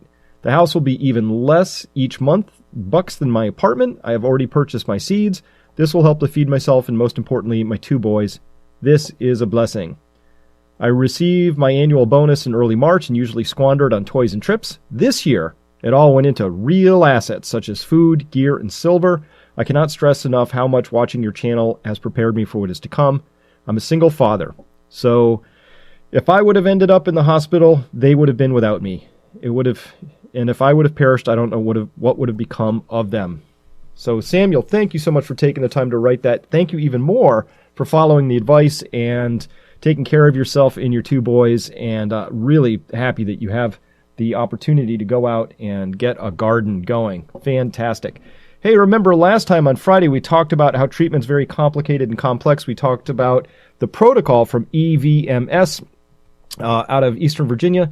And I found another protocol. I didn't find it. It was sent to me by Elizabeth K. Thank you so much for sending this. This is the Math Plus treatment protocol, and it has something in here that I think was missing from the EVMS based on the other stuff we know. And by the way, there is somebody in here from EVMS subscribing to this one. This is Paul Merrick here. And so what I see here is doctors from all over the place, from Tennessee here, University of Wisconsin. This is out of Houston, Ohio, California, New York, New Jersey.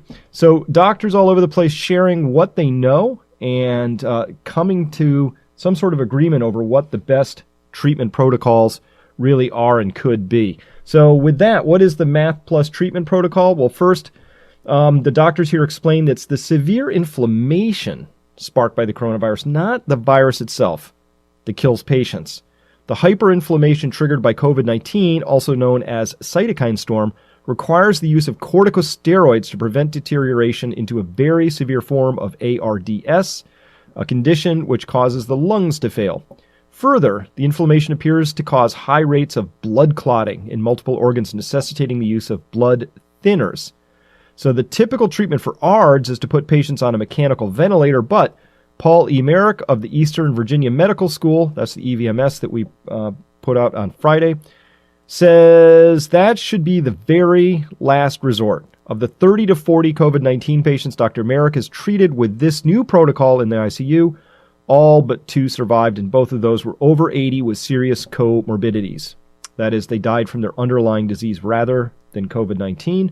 Of the 40 seriously ill COVID-19 patients Dr. Joseph Veron has treated with this protocol in Houston's United Memorial Medical Center, 30 have already gone home, including a 90-year-old woman with a history of colon cancer and sepsis.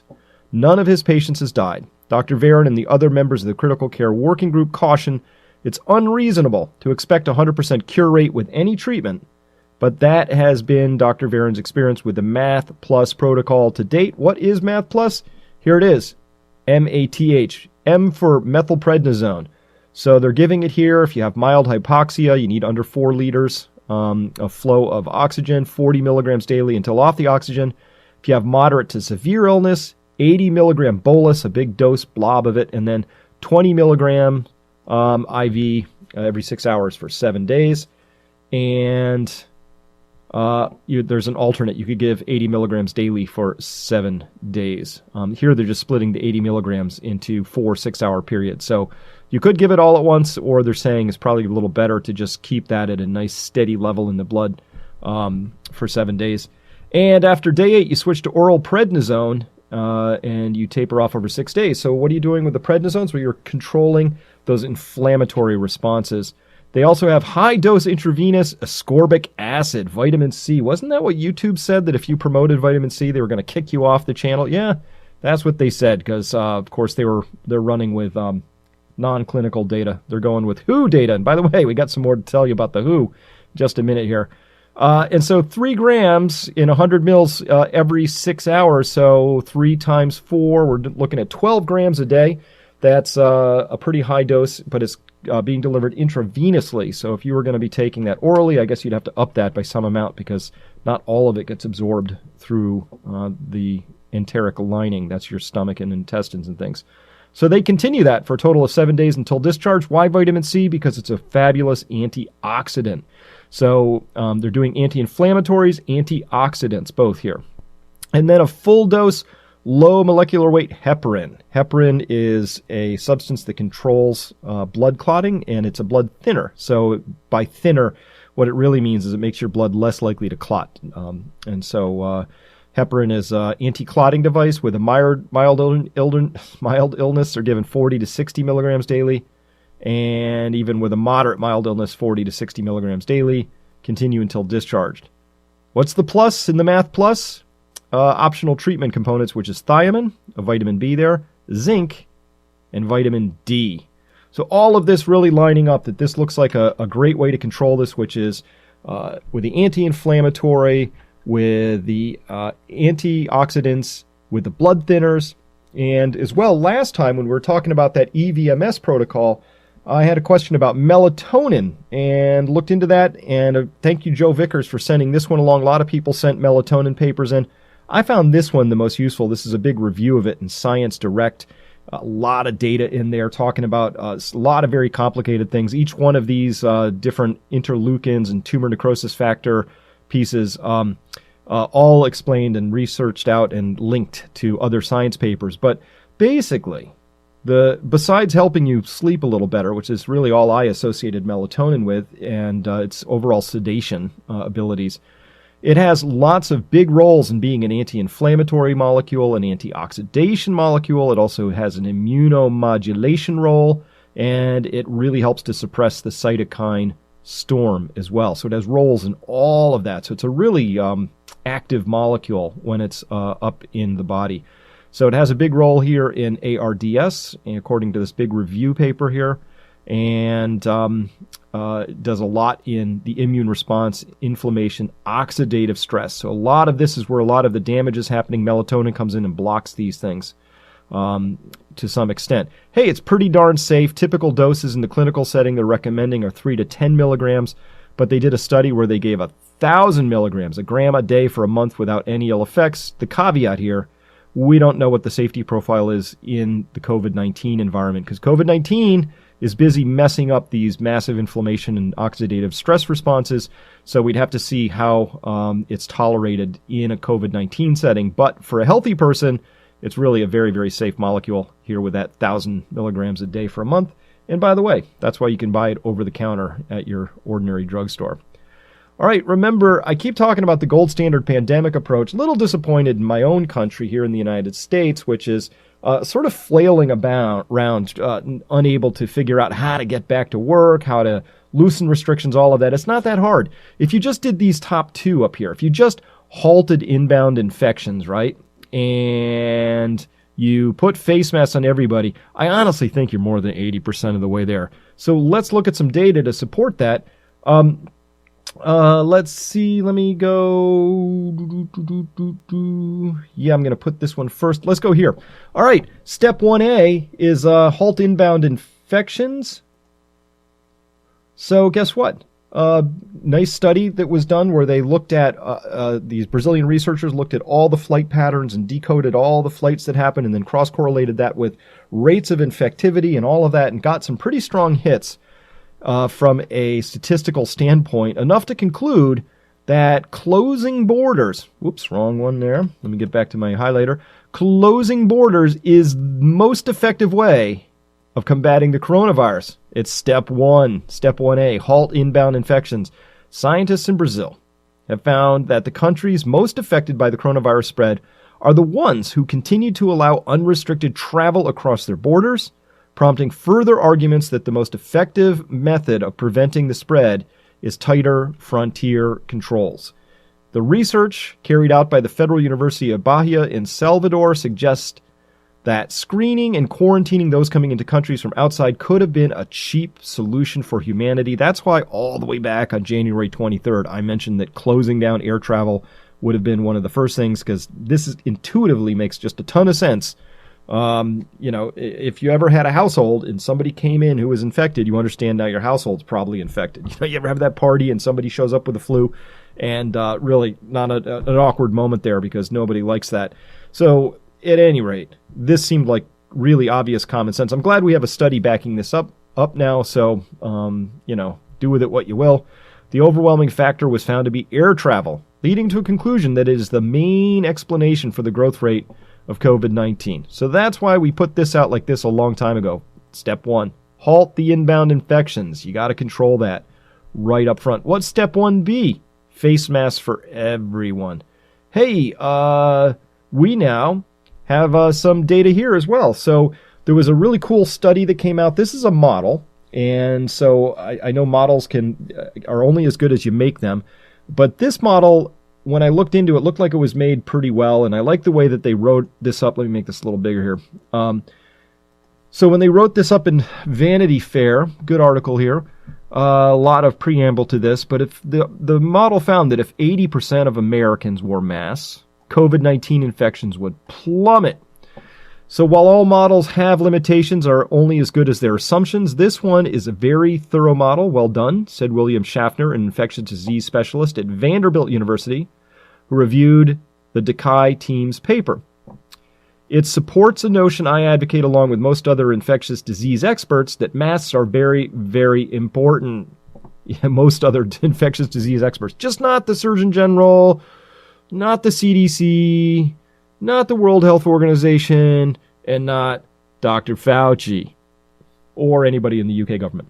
But at any rate, yes, it's clearly completely obvious why having everybody wear a face mask works. The logic is dead simple. You just don't want people spreading the virus particles, or barnacles as I called them once, just spewing those all over the environment where, guess what, they infect other humans. That would be great if that didn't happen, right? Jeremy Howard, founding researcher at Fast AI and a distinguished research scientist at the University of San Francisco, also assessed the paper. It's almost overkill how careful they were with this modeling, said Howard, who's also co-authored and spearheaded a study last month recently submitted to the journal PNAS that reviewed dozens of papers assessing the effectiveness of masks. All right, let's go to the conclusions of this. So they said here, let me just make this a little bigger too, just in case you want to see it a little easier on your phone or something like that. All right. Let's see. On the screen share, Dekai first ran a simulation that shows what happens when COVID-19 strikes a population in which no one wears a mask. The orange and red dots proliferate at a frightening speed. Susceptibles were becoming exposed, infected, then recovered, or dead. This is what you don't want, said Dekai. He changed the setting to simulate what would happen if 100% of the make-believe population wore masks. Almost all of the dots would stay blue, with each of them surrounded by a white square representing someone wearing a mask.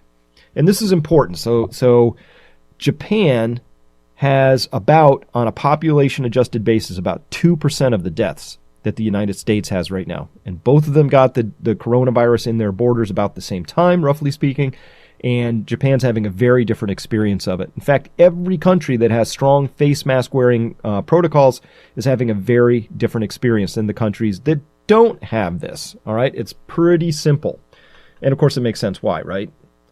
Well, because if people wearing masks don't spew the virus all over the place, and then other people don't get it. It's that simple. The mask is not there to protect you from getting infected nearly as much as it's there to prevent you from infecting somebody else. So if everybody's wearing a mask, it's very effective.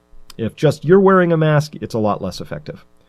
Next, Takai added another tweak modeling a situation in which 80% of a given population wore a mask. Here, most of the dot people stay blue, with a few going orange, red, and green.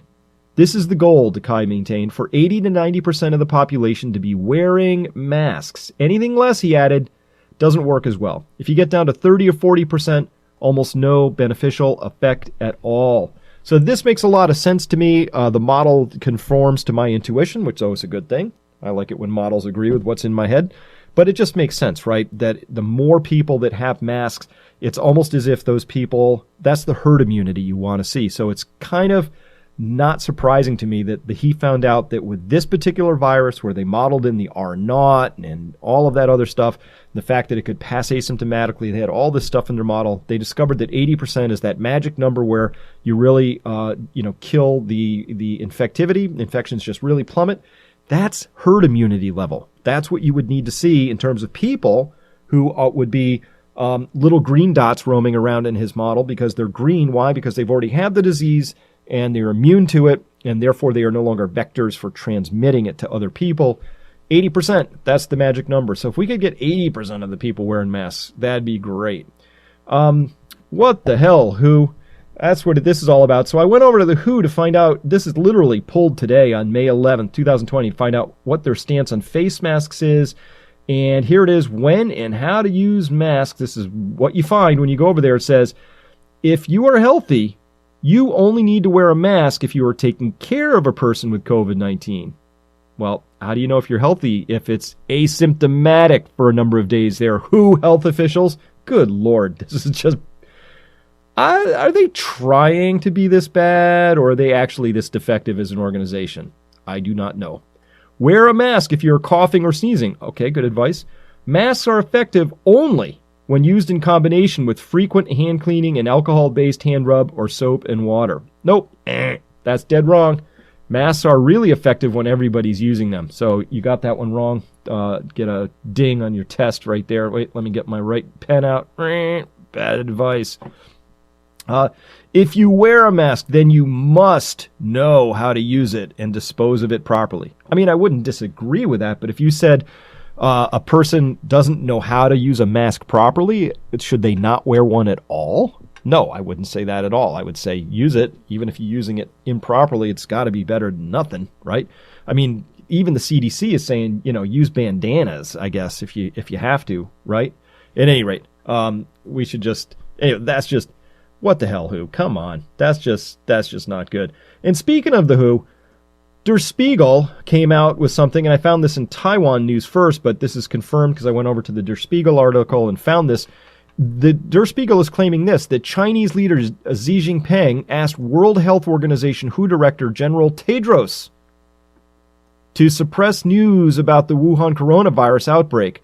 The German intelligence agency BND found, according to a report by German magazine Der Spiegel.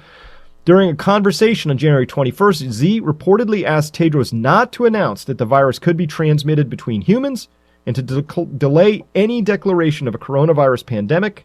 It took until the end of January before the WHO declared that the coronavirus outbreak needed to receive international attention. Because of China's delay, the world wasted 4 to 6 weeks it could have used to better counter the spread of the virus, the BND concluded. Yeah, and just to be really clear, the WHO did not declare that coronavirus a pandemic at the end of January. That had to wait all the way out much, much later. So at any rate, that was going on there. So the same WHO that's sort of poo-pooing the idea of everybody wearing masks. I don't have a clue why. Also, this is really damaging right here, and this is full on. What sort of penalties should apply? Something should apply here, and I don't mean like have to resign in disgrace. That something more ought to apply here is how I look at it. But if we can't get our heads around, and by the way, the damage that this sort of stuff does here is it creates a lot of confusion, and it's going to be really hard to undo the whole idea of wearing a mask. And now in my country, in the United States, a lot of people feel that being told to wear a mask is some sort of giant affront to their liberty, to their sense of personhood, to their rights to be free people, and all of that. So somehow this whole idea of wearing a mask got politicized. I would just like to remind people that if you choose to not wear a mask, you're actually doing what the WHO would want you to do. And don't forget, the WHO was colluding with Xi Jinping to delay necessary information about the coronavirus, which has led us to where we are, in part. In part is our own reaction, too. That's on us. And speaking of which, this is on us. So here we are. This is a Happy Mother's Day from CNC in Castle Rock, Colorado. Let's just play this right now. This is Mother's Day. This would have been yesterday. So this is what's going on. Nobody's wearing a mask in this whole place. It's crowded. There's no social distancing going on. You got people of all ages showing up here. And these are people who are very proud of the fact, apparently, that they are not scared of the coronavirus, and that they are not. Hey. All right. So that's just really from a epidemiological standpoint. That's just disappointing. It's just super disappointing. So, at any rate, this is just we're going to be struggling with this for a long time in my country. We asked Charles Darwin to weigh in on that scene. That's Charles Darwin giving his thumbs up to what he sees going on in that particular cafe out there in Colorado right now. Okay, how do we get past this and back to our lives? Everybody wears a mask. It just couldn't be simpler. And countries that do this are way past are able to get back on with their lives. Some of them didn't even have to disrupt their lives all that much. What happens when you sneeze or cough? Most of the particles are caught. The big infectious particles don't come flying out. There might be a little that comes out, but it's much, much less than would come out if you weren't wearing a mask. And by the way, it's not even a sneeze and a cough, as we showed that data a while ago, that really interesting study with the video cameras and the lasers, that even when you're just talking, like right now as I am talking, there's things flying out of my mouth that you can't really see until you use that high-level microscopy and videography on. But once you see it, you realize, yeah, wearing a mask would make a great difference, because we would stop it from going into our face holes. Because remember, it doesn't go in through our face. It goes in through our face holes. It goes in through our eyes, goes in through our nose, goes in through our mouth, not our ears as far as we know. And then the third reason you wear a mask is that even if you do manage to get it, somebody does this, coughs, and a virus particle sneaks around the edge of your mask and gets into you, you have better odds of a lesser illness because you have a lower inoculum. So for all three of those reasons, we really, really want to be wearing masks. All right. I think there's just entirely too much protesting by virologists about how this has to be a natural virus. There was some really, I'm going to tear this one apart tomorrow, but there was a 60 Minutes piece that came out. Really poor reporting. Terrible from a reporting standpoint. Didn't ask the right questions, and was really pushing a piece of a point of view that was more political than anything, and really seemed aimed at Trump rather than science. But here's this Peter Daszak guy again, and there were two pieces I really didn't like in the 60 Minutes video. The first one is Peter Daszak says there's zero evidence this virus came out of a lab in China. Well, you know what, Peter? There's also zero evidence it came out of nature. It could have. That isn't settled in any way, shape, or form at this point in time. So let's just say it's coin flip. Could have come from either place. So that point never gets put out here in these things. And he says the Wuhan lab doesn't even have in its inventory the virus that causes COVID-19. What an interesting statement, because you know what, Peter, in 60 Minutes? there haven't been any outside Western investigators inside the lab at Wuhan, and even if they could get in, unless you had complete unfettered access to every freezer, every sample, and to every database on every computer that may or may not have been scrubbed already, there would be no way to actually make that claim. So the question for Peter here is, how do you know that the Wuhan lab doesn't even have in its inventory the virus that causes COVID-19? I mean, the only way I could be sure is if I personally destroyed the vial that used to have it. And but other than that, there's no way he can make that claim, and there's no way CBS, in doing 60 Minutes, doing a quality report, there's no possible way that they should have not asked the follow-up question, which is, how do you know that? How do you know that, right? So then there's a bunch of other stuff in there that's just really anti-scientific, and they're making claims that can't really be made. And I understand why they're making it, all right? Here's the deal. If I was a virologist, I would feel a little cornered. I would feel a little bit under attack. I would feel maybe that my livelihood was at stake, particularly if I had been doing gain-of-function research. And by the way, a big piece of the 60-minute article included just how horrible it was that the NIH pulled the funding for the studies that Peter Daszak was doing over in the Wuhan Virology Institute of Virology, WIV. And they just like, oh, he was doing important research on these sorts of viruses, and that research is the kind of stuff that could help prevent a pandemic. It was just terrible that the NIH pulled his funding, inexplicable, and all that stuff. They made it sound very political, and Peter certainly played up the role of victim in this story. But what they didn't mention, which we showed you a couple of weeks back, is that what Peter was engaged in was gain-of-function research, where they were going to be passing SARS-like viruses through in vitro cell cultures and in vivo in animal models in order to study gain-of-function research, in order to see if they could improve the cross-species jumpability of this thing, to see if they could figure out what makes these things more viral and lethal and things like that. So they were looking at gain-of-function research. That was exactly the kind of stuff that you would expect might result in a superbug like this, that kind of research. So the NIH pulled that funding. So at any rate, very bad, very shoddy for 60 Minutes not to mention that the type of studies that was actually defunded was gain-of-function studies and what the implications of that was. Really shoddy. Bad, terrible reporting. Awful. Really bad. Terrible. All right. As I keep hearing all of these virologists protesting about how this absolutely could not have come from a lab, I keep thinking of this quote from Upton Sinclair, which I really love. It is difficult to get a man to understand something when his job depends on not understanding it.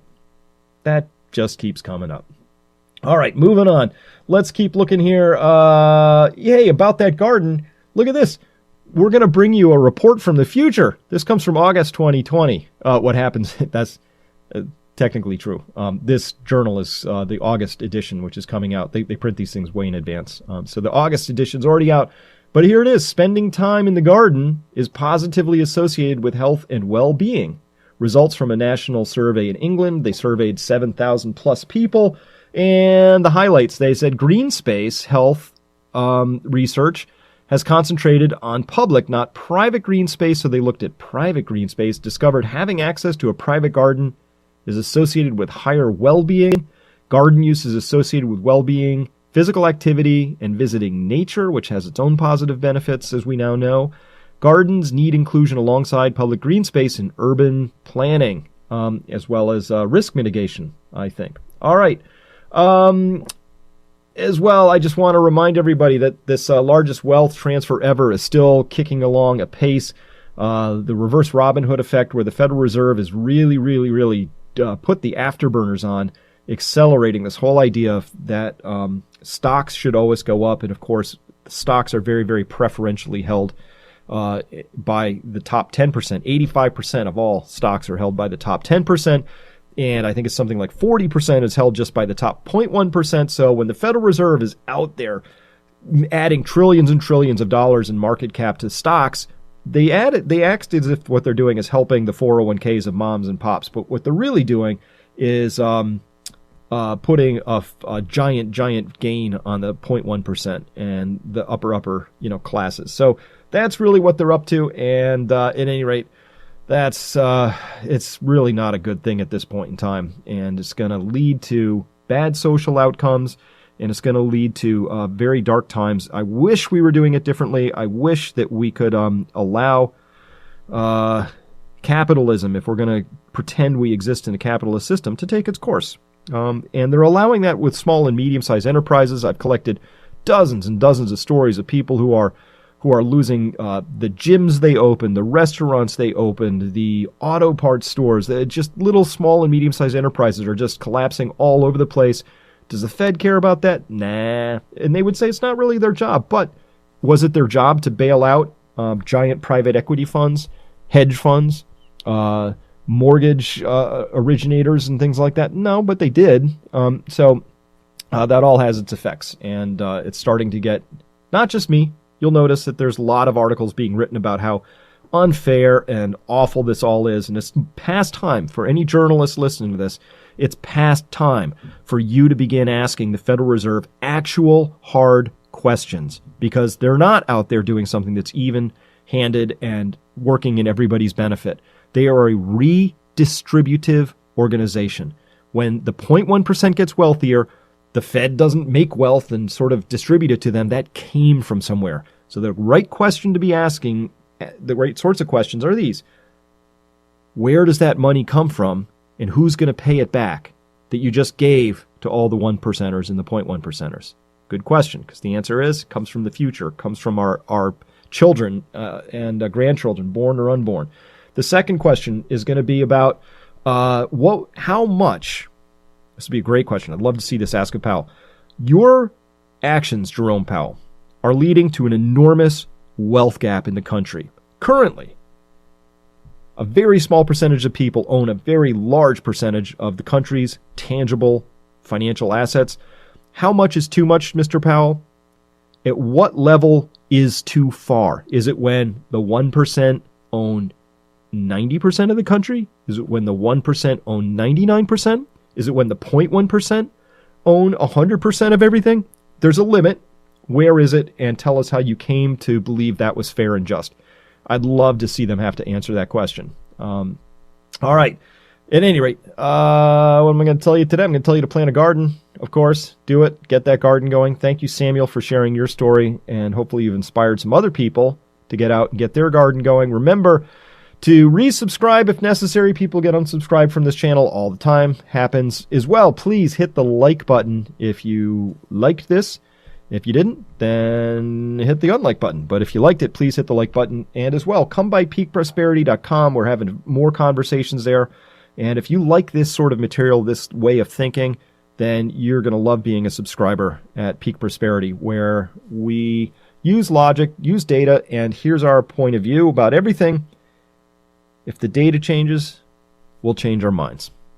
That's how we roll. So with that, thank you very much for listening. We'll be back with you next time, and I hope you had a great weekend. And take care, plant your garden, and stay true to yourself. Thanks for listening. Hi folks, Adam Taggart, co-founder of Peak Prosperity, here with good news. In his daily videos, Chris often refers to the book that he and I wrote, Prosper, How to Prepare for the Future and Create a World Worth Inheriting.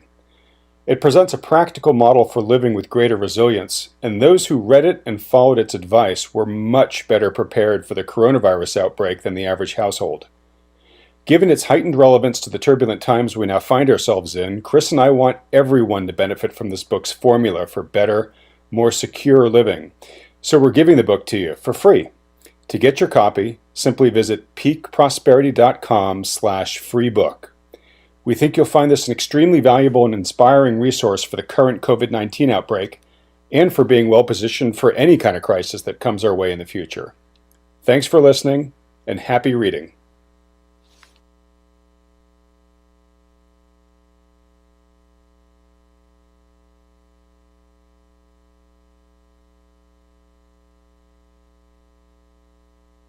Alrighty, let's see here.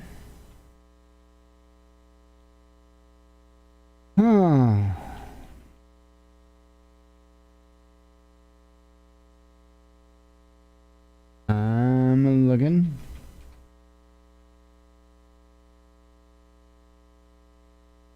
Oh, this might be kind of cool. Got one from Ken Heron titled Fixed Wing FPV Follow. Was this Ken's fault? Probably. So I flew fixed wing for the first time.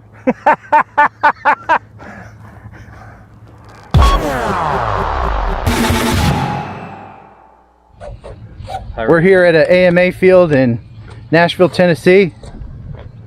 We're about to fly fixed wing. And by we, I mean me, right? God, I can't believe it. Let's see what happens. Just ease into the throttle and see if it'll run straight.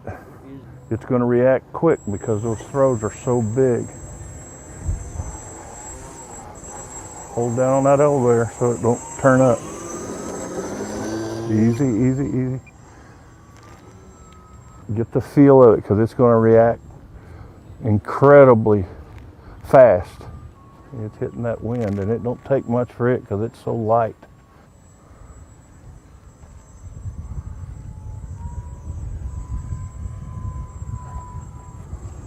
Jacob wants to prop hang. That's a new term I learned. Yeah, so am I.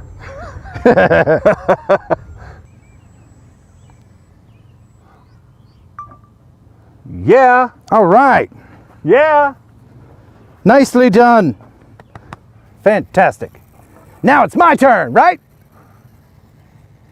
And well, we'll get back to you on that. So the fixed wing is your son's, not yours. It is his, yes. Mine, I'm having a radio issue on mine, so. I'm gonna fly the 6S FPV. The goal for me is, if they'll let me, is to chase the fixed wing like you see so many other people do. That's cool too when I see those. I love those. This won't be cool. It'll probably be like, hey, is that Dot the plane?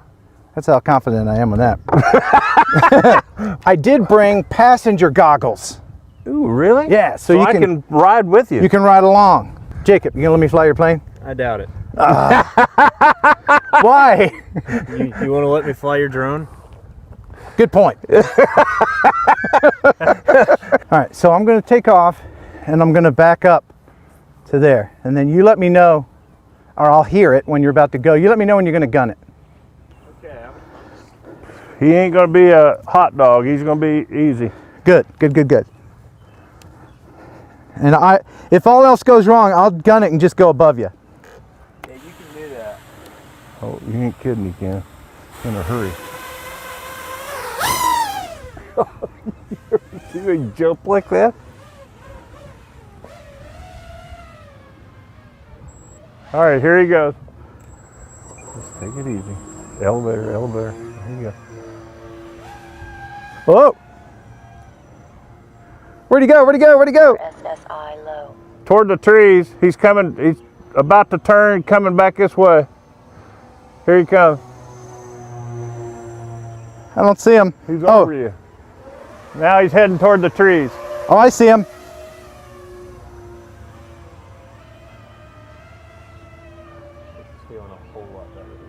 Yeah, less wind. If you just go gently, just don't get crazy. Then I could probably get you. I'm just going in a circle, dude.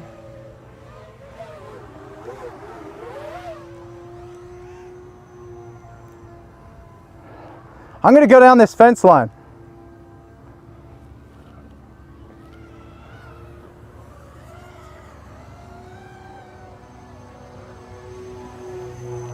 I don't see you anymore. Just going toward the trees now. This is more difficult than it appears. Oh, I see you now. All right, you going to bank around to the right? Yeah, that's all he's been doing, going in a circle. A backwards oval. Whoa. That was pretty close, wasn't it? That was pretty close. Yeah. That was pretty close. I was like, man, that looks pretty good. Oh, whoa now. Hey, that looks pretty wow. Yeah, it's definitely easy to overtake. You did that, right? Yeah, I did that. It still wants to pull up. It does? Okay. Yeah. I fixed it. Open?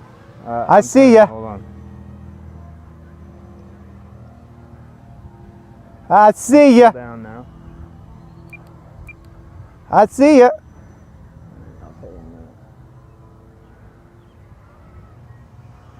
How's that? I'll tell you in a minute. It's fun, but it's difficult. Yeah. That's better. That changes. I don't see him anymore. With the movement of the battery. Oh, there he is. You know, when you change that battery. Are you about to land? CG, it's going to make it. Ah, I gotcha. All right.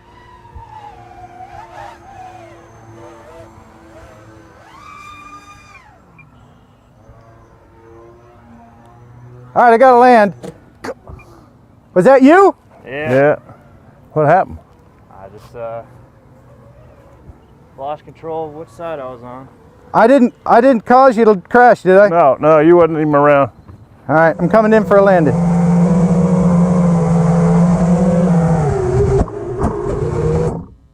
All right, we're going to see how the plane is. I think it's fixable. I've been there. Jacob, We all what happened, man? It wrecked. What do you think? I think I can fix that. Dumb question. Oh, it cracked right here. Yeah. Jacob's pretty upset, isn't he? I would imagine. I'm so sorry, Jacob. But it was fun trying to follow it for the first time. Got real close there for a second. You did get close, man. Yeah. Golly, man, that was close. But anyway, well, that's it. I'm glad I didn't fly it, because if I flew it and broke it, You'd crawl home. That would be bad. But one good thing about fixed wing aircraft is that with a little glue, they can once again be fixed wing. Absolutely. Okay. Buh. And they say bye. They do. So what is this, Dana? What are these things? It's a frequency board. Oh. And in the old days, Yeah.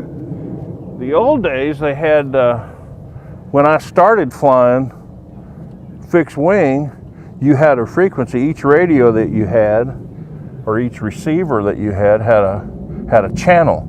I had channel 22, I had 33, and 56. And when you get here, okay, I'm going to fly, there was clothespins here. Huh. And you would clothespin that up. Ah. And that way guys knew that, okay, somebody's on 22, because if somebody didn't know that and come in here and turn their radio on, goodbye, both of us. Yeah. FPV guys just go, race channel 7, race channel 4, or whatever. Really? That's as far as I know, right? Is that right, guys? Still learning. This video lovingly sponsored by RemotePilot101.com. If you are serious about making money with your drone, whether it be photography or FPV, well, then you're going to need from the FAA a 14 CFR Part 107 certification. And the best place to study for that certification is RemotePilot101.com. Jason Shepard is a pilot and author of 8 best-selling aviation flight training books. And yes, taking tests suck, especially government tests. But Jason breaks it down into 10 easy lessons into little digestible pieces that even someone like me can learn from. And if I can do it, you can do it, by golly. Each lesson is streamlined. There's no fluff. Everything you need to know for the test and nothing more. Plus, it's regularly updated, so if something new comes out, a new regulation, or the FAA just has a mood swing, Jason will let you know about it. As more and more drones are integrated into the United States airspace, the FAA will be coming out with more and more regulation, including things like remote ID and all the other crazy things you've been hearing about. So protect yourself, get the knowledge, become a Part 107 certified drone operator. There's never been a better time to get certified, so get the smarts you need to pass that test at RemotePilot101.com.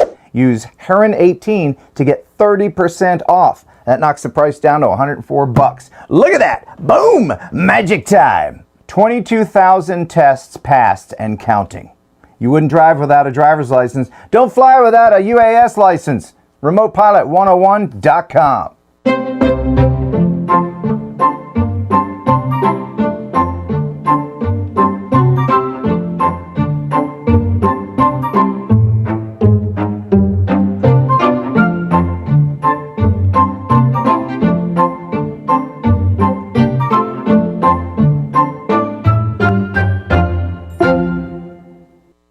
Alrighty, and with that, I am out of here for a Monday night. I appreciate everybody coming. God willing, we'll be back tomorrow and do it again. As always, God bless you. We love you, and be one with your spirit.